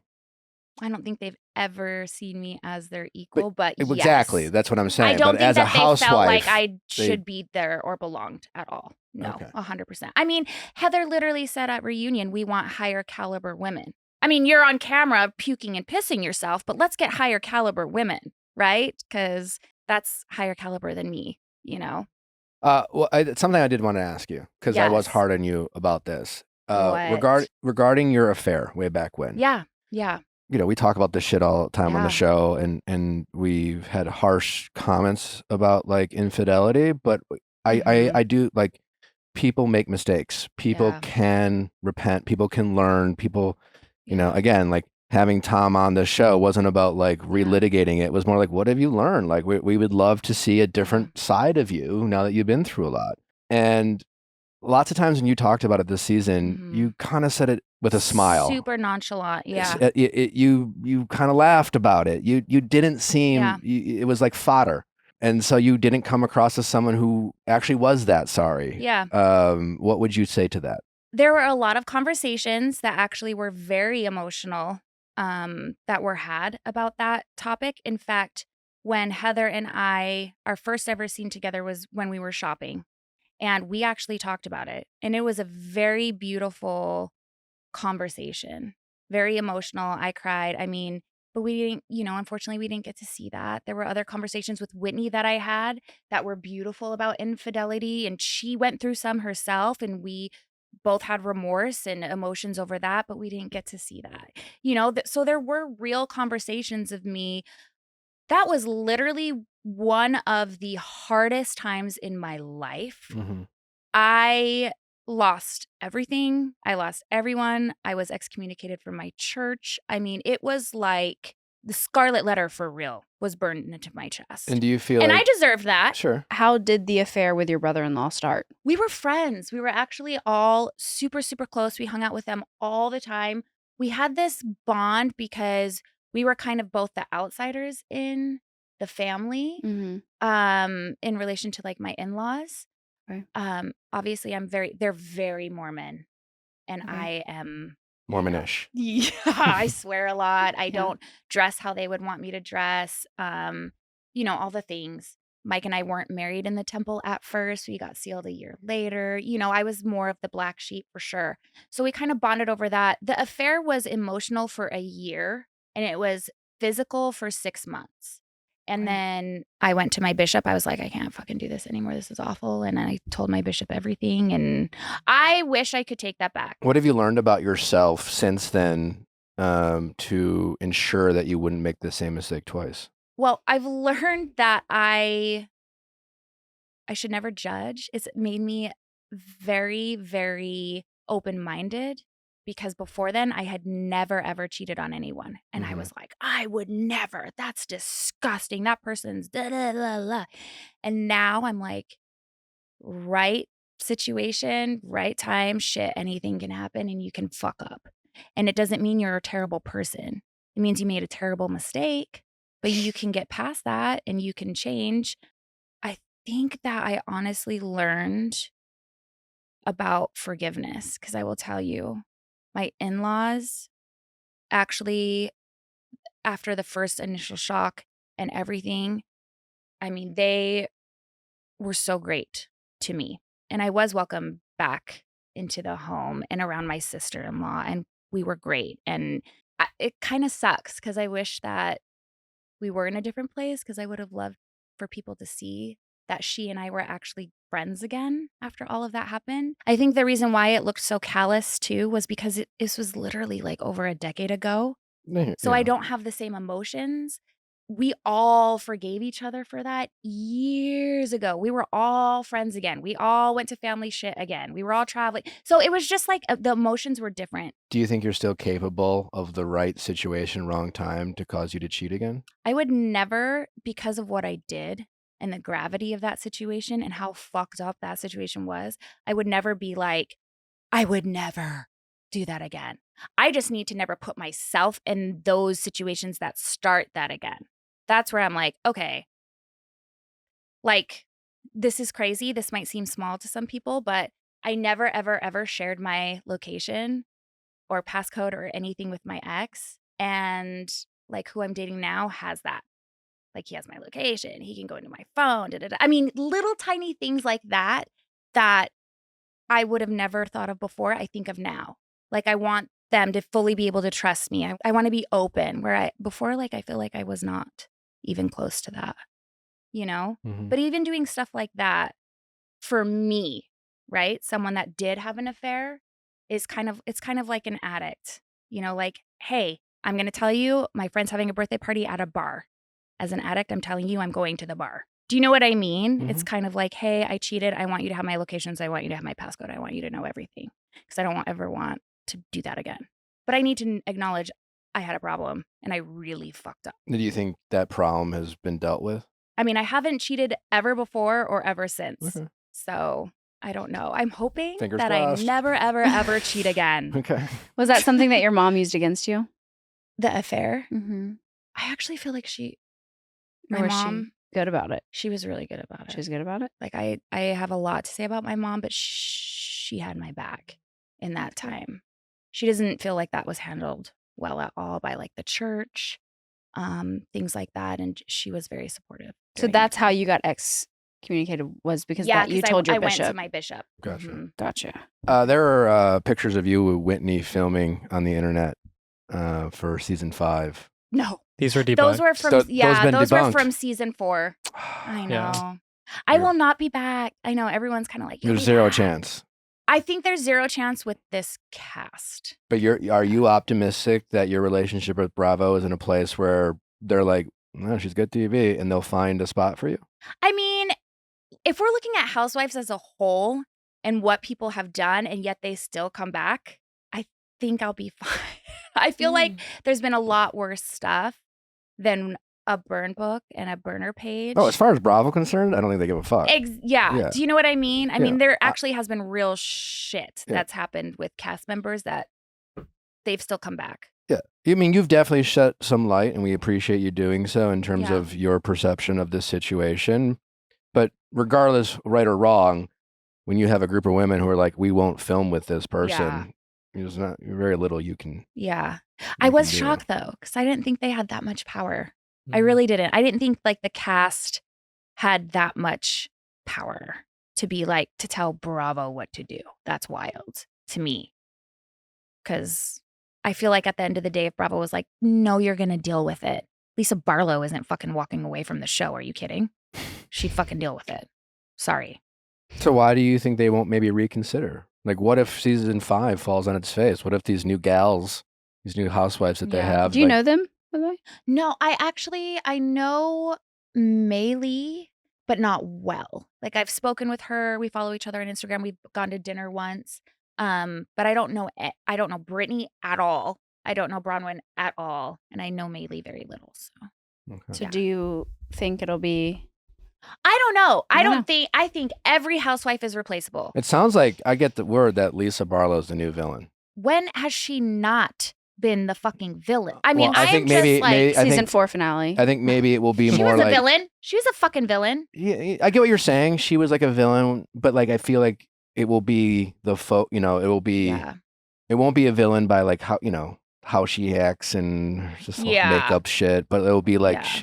it's like I'm getting the sense that her and Whitney might be Really? yeah. I mean, that's not surprising because that was season 1, 2, 3. So, I mean, it's not surprising that we would go back. Back to that. Okay. Yeah. You know, I think that it's great that I was able to bring them all together for a season like a messiah, you know. That was beautiful. Kumbaya.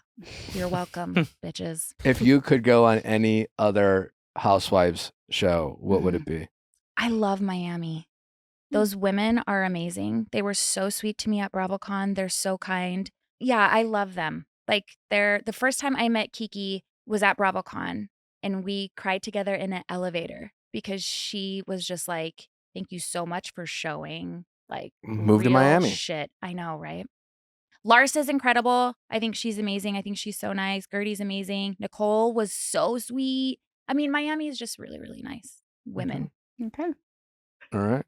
Monica, Yes. thanks for coming. Thanks for having me, you guys. Thank We appreciate it. And congratulations. Yeah, congratulations. Thank you. That's big. I hope we can keep it in. That's big. Yeah. I'm going to have to run it by. Not that same fucking Mackenzie person who. No, by him. Because I feel like. Oh, obviously. Yeah. I would want to talk to him about it because it's kind of like. Let's celebrate it. Let's make it some new. Let's be excited. Could you know? imagine? Bravo would be so pissed. What do you mean? And I'd be like, yeah, you They lost fired that you. storyline, assholes. I would have found out on camera. Oh, for the season. Yeah, I What- would have found out while What can we filming. do to get you in a car? No. What Yeah. can we do? I just have to ask him. Ask and him. See how it feels. Yeah. But hopefully he's excited. You know. Yeah. He was really cute. Like on the way here, like obviously I've been emotional. I've not been like easy to handle with this news. It's so big and I did not see coming. But on the way here, he's like, I love you. I love the baby. I just want you to know whatever you decide. Like I'm here.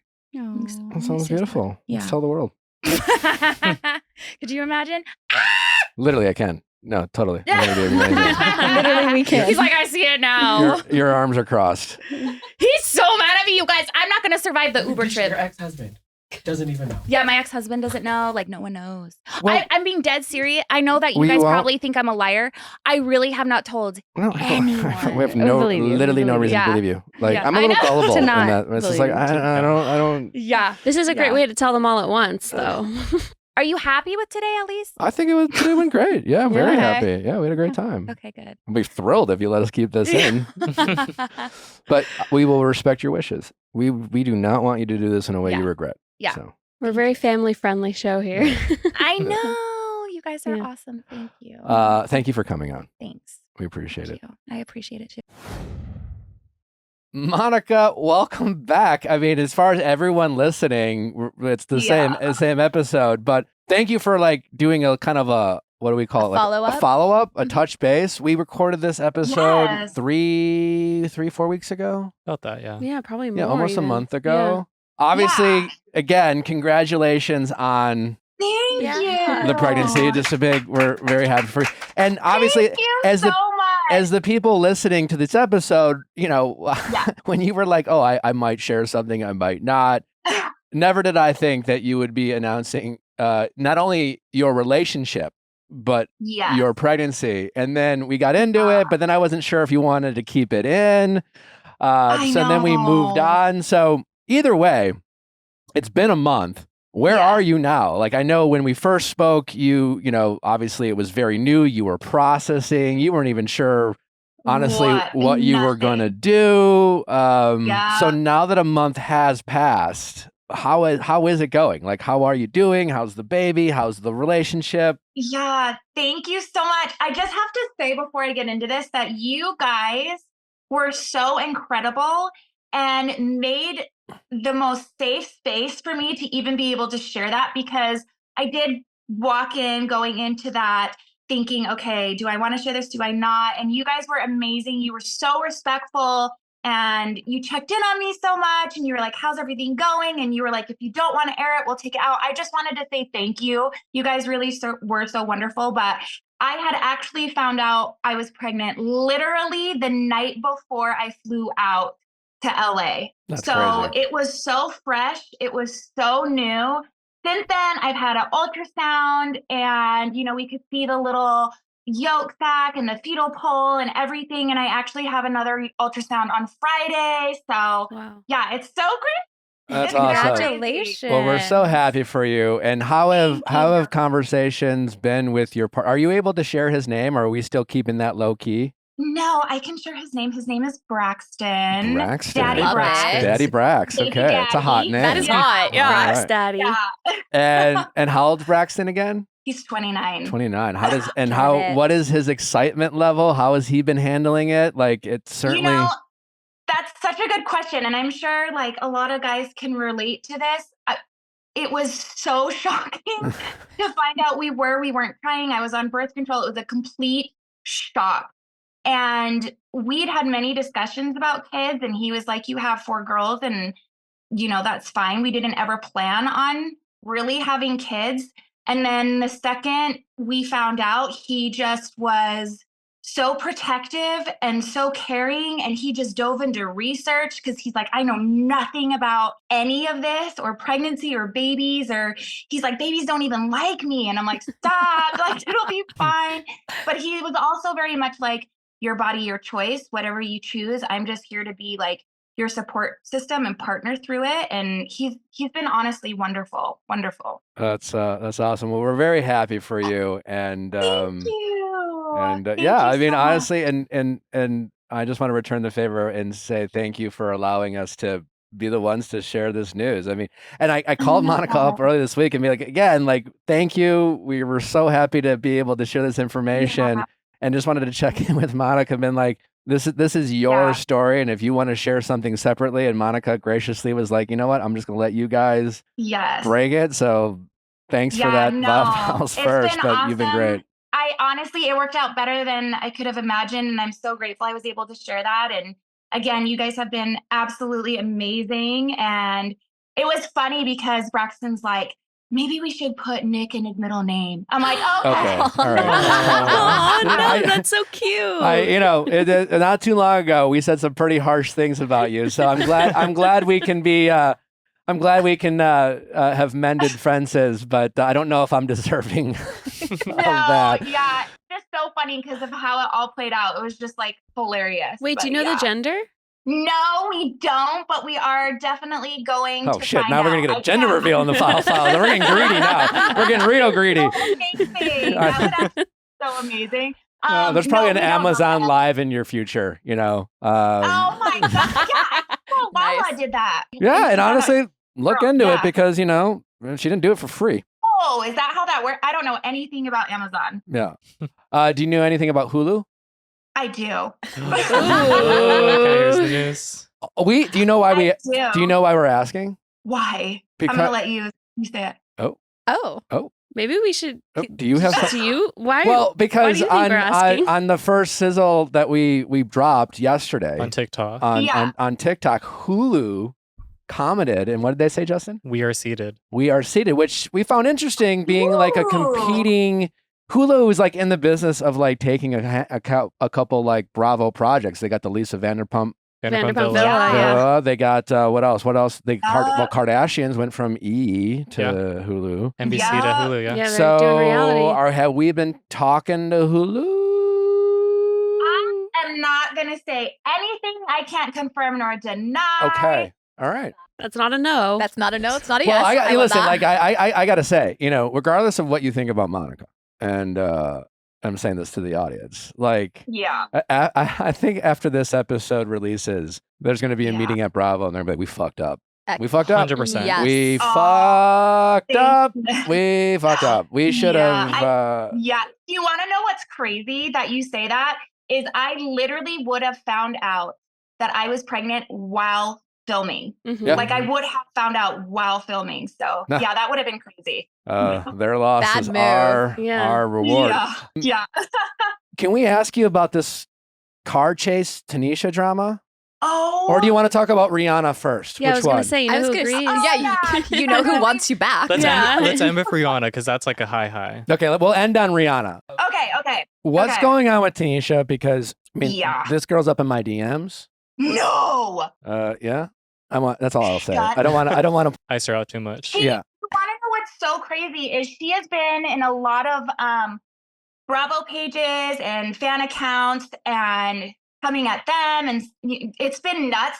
Actually, as recent as this morning, Braxton actually called me, and she drove and saw him in the driveway when he was getting in his truck, stopped him, and was asking him questions about me. What? But I'm the stalker. Why is she? Yeah, but why is she accusing you of stalking her? Because that's the first thing I saw a few days ago was this like what seemed to be a high speed car chase. I hope that you're being safe. Regardless, I was driving and someone else was recording, so I was perfectly fine. Okay. Yeah. Okay. And then what seemed to be like Tanisha chasing you. And then she was driving and filming. That was crazy. Yeah. Arm out the window. Now, in theory, Arm out just the window. to play the devil's advocate, I suppose you could have been stalking her, and then she could have gotten Right. mad and started chasing you, and that seems to be her Yeah. story. But I know this is a Yeah. she said situation. But like, can you It is. provide any context as to why is she doing what she's doing, and what specifically is she accusing you of? Okay, so let's start from the beginning here. Braxton lives in her neighborhood. And to be fair, I could possibly see how that looks to her. I know she was putting stories out there. Like, I specifically looked for single men in her neighborhood to date just so I could stalk her. The psychoticness of just that alone blows my mind. Truly. I met Braxton while filming, and it's actually like documented. The day we went snowmobiling is the day I met him. I had no idea he freaking lived in her freaking neighborhood. So the fact that he lives in her neighborhood means that I'm stalking her. Let me just say the lengths I have gone to avoid running into this woman or her even knowing where I'm at. My Uber bill is thousands of dollars because for the last almost year of me dating him, I have had friends drop me off. I park at different locations and he picks me up. I'll park at gyms or gas stations or grocery stores, and then he will come and get me and then take me to his house just so I don't run into her or see her or anything. The morning of the car chase, my friend Koa came and picked me up from his house. We drove down the street leaving his house. She was driving the opposite direction, and that was me stalking her. She flipped the bitch and followed us, and that's when you see the car chase. So, yeah. And why does she even think you're stalking? I mean, because like my understanding of this relationship that you two were in, like you guys were friends, you were cahoots, you were both Reality VonTease. Yep. When did things go south? Like when did you turn on her? When did she turn on you? When did you guys turn on each other?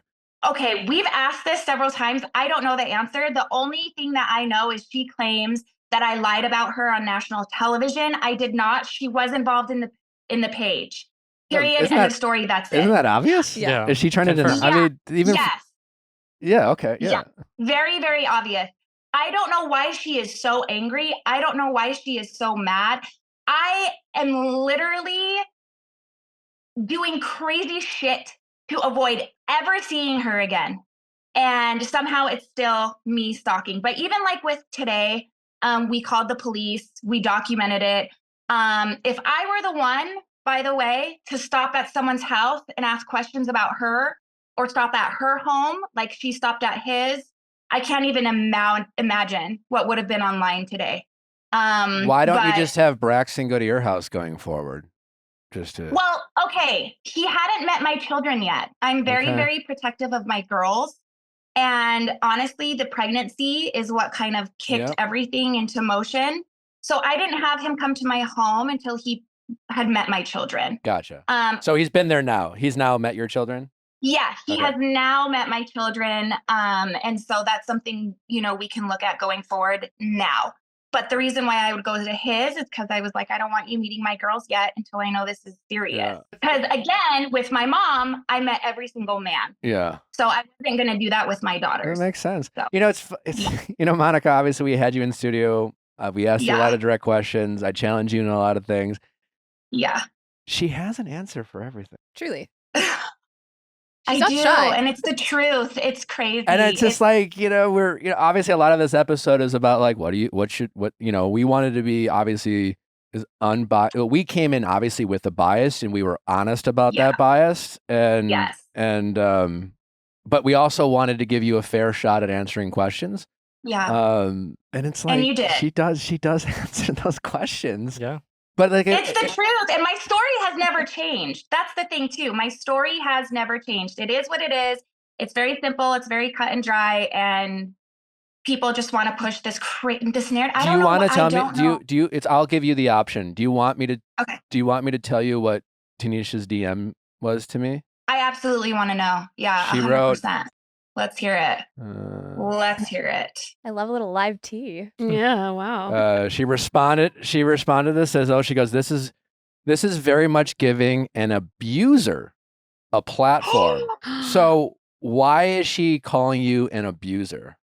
Honestly, this officially needs to be taken up with my lawyer because I have done nothing to that woman. And are you, I mean, I can also, we don't have to have this part in if you are.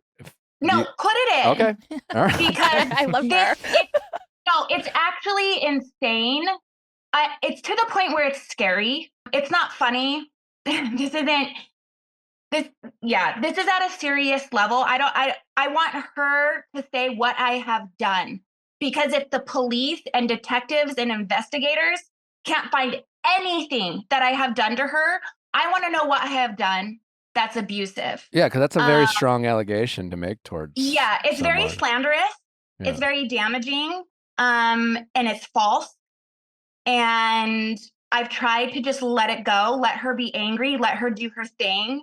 But especially with her approaching Braxton at his home this morning, and then to text people saying, I'm the abuser. It honestly needs to go to lawyers at this point because it's sick. Yeah, and it's it out of does. control. And now I'm worried about her mental state for real because this is insane. Yeah, I don't know much about this, but it kind of it almost screams a restraining order. Yeah. Mm-hmm. I mean, I have tried. It's actually so hard to get a restraining order. Yeah. It is so hard. And when I talked to the police officer today in charge of our case, he said, she's trying to get a restraining order on you. Yeah, because like you're both calling the police on each other.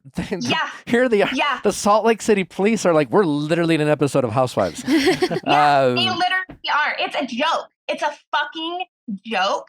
And then they said, you're trying to get one on her. And I said, yes. And he's like, this is crazy. Like maybe you two should just ask the judge for a joint one at this point because it's psychotic. And I feel like she's using this as clickbait. Yep. Because there was no reason for her to turn around and chase me down the street and post it and then call me an abuser is yeah, I mean, our interview was a month ago and we had so much to talk about. Did we even talk about Tanisha? We did not talk about her, did we? Well, we talked about like her being bit. threatened by you being on the show because it might be like stealing a paycheck. I think that's what we touched on. Sure, but it wasn't like, I don't know, it's not, and again, truth. It hasn't been your focus. I mean, I didn't Yeah. realize, It seems I didn't even know that there was a thing between the two of you until I saw this fucking car chase video. Yeah, it feels like she's just after a headline. Yeah, it's crazy. And I think as far as I know, I mean, she's still. Yeah, like I saw something online. She posted something like, "You deserve to be held accountable." And to your point, like what exactly? Because she doesn't say, right? I mean, or she has she said? I don't want to put words in her mouth, and I don't. That.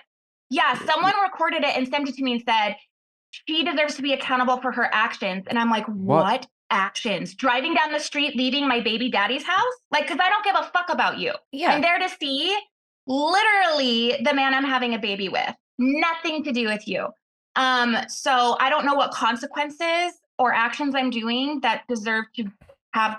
It's maddening, Nick. It's actually, she's obsessed. Someone actually posted on Twitter a picture of Selena and her assistant and put Tanisha's face over the assistant, like me. And I'm like, literally, it's getting to that point. It's psychotic. It's crazy. She's been coming after you nonstop. Is crazy. Yeah, she's been coming after you nonstop since the finale. And that's what's funny is you haven't been speaking on her. And she has not stopped talking about you since when did the show, like, what is this, 4 months? 4 months now, maybe. Yeah. Months and months and months. Is she still tight with Heather? Right, I was just going to ask that, yeah.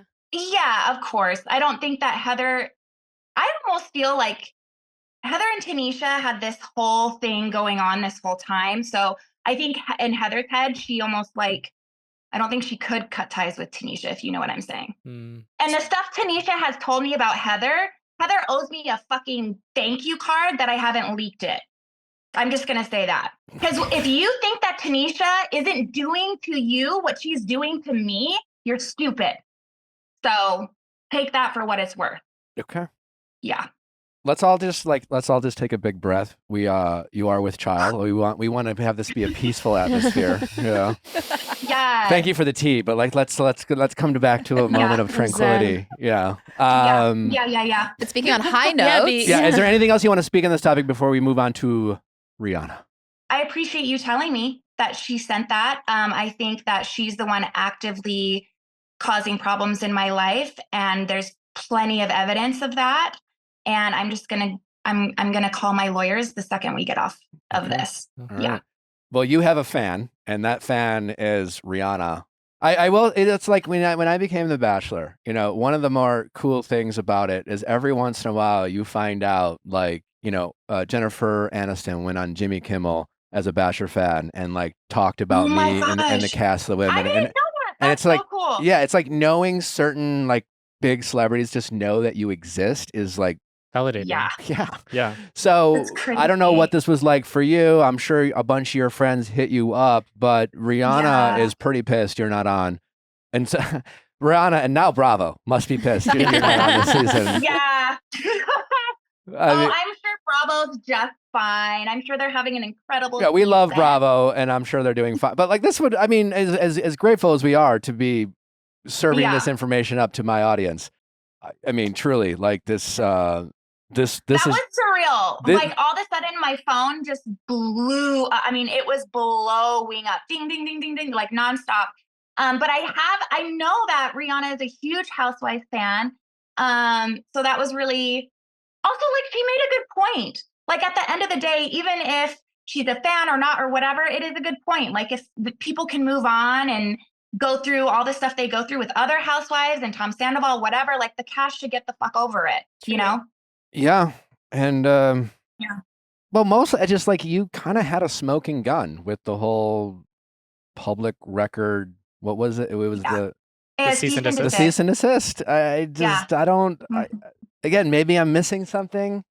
Maybe it's not No, as you're obvious, not. but the cease and not. desist is a public record, so the date is going to be on there. We know how Yes. long the cease and desist has been public record, and Yes. while yeah, if you don't look for it, you wouldn't know it's there.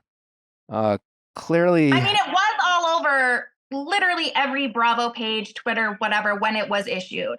okay, So I don't know how you would have missed it. yeah. Yeah. I'm sure it was one of the receipts. So Yeah. Yeah. Yeah. It was a selective omission. Interesting. yeah. Yes. We got to get Rihanna on here for a reality recap. Truly. I'm sure she's watching now. Rihanna, we would love to have you. Hey, girl. Hey, girl.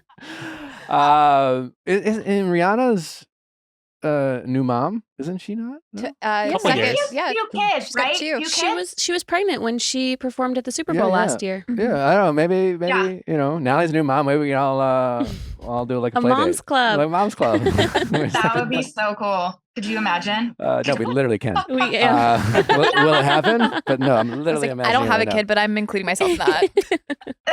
now. Well, Monica, thank you for Yeah. coming on. Thank you so much. This is, Thank you for everything. Thank you for the iconic interview. Yeah, thank you. We're gonna share. We're gonna talk about this next week on Reality Recap. So in terms of like Okay. our opinion, so I don't want to give too much now before we say goodbye to our audience. But Hey, yeah, this is fucking wild. And we're gonna let the Fucking people. wild, We're gonna let yeah. the people marinate on this episode. Has your opinion changed of Monica, for better or for worse? What do you think now? Did Bravo make a mistake? Does this change your opinion on Heather, Lisa, the rest of the cast? You know, or Tanisha, you know? I don't think anyone really thinks anything of Yeah, Tanisha. I keep forgetting Tanisha exists. I'm not trying to even be a dick, but she's not on the show. I think that's her problem is Yeah. that nobody has thoughts on. You know, and it was Tanisha. just like, and Yeah. then when the whole Reality VonTease, you know, thing Yeah. dropped, and then I started hearing this name, and I'm like, oh, I don't even. Who is Monica Yeah. Reality VonTease? Yes or no? That's all I cared about. I don't care Yeah. who else is on it, you know. But anyways, Yep. I digress. Well, I'm sorry that you're dealing with, you know, those I'm not DMs. dealing with anything. I really am. I get DMs all the time. Yeah. Monica, more than anything, congratulations on your pregnancy and your relationship. Forget Thank all you this so bullshit. much. You know, take care of yourself. Take Thank care you. of the relationship. Obviously, all blessings go to you, your child, and your you. relationship. And Thank you so much. you know, just friend to friend, try to limit the drama that you involve yourself in for the sake of Yeah. a tranquil family. That's just unsolicited advice from a non-expert. Thank you. Fred- I appreciate Fred. it. Just try and remove. I'll hand it over to the lawyers. Yeah, hand it over to the lawyers. Just, this person's following me, Yep. Yep. Stopping my boyfriend in the street at his house. All right. Yeah. Well, I'm sure the world is anxious to meet Braxton. We'll patiently wait that Instagram post. Thank you, Nick. And thank you guys so much for being incredible with this pregnancy and everything. I appreciate it more than you guys know. Oh, well, Thank you. we thank you. So we didn't really do anything, but We're just so happy for you. we're just here. Thank you. Yeah, all bullshit aside, a child's a beautiful thing. And yeah, we appreciate it. Thank you. Thank you. Thanks for listening. Once again, this has been quite the episode. We will break it all down and more next week on Reality Recap. Until then. Yes. Bye.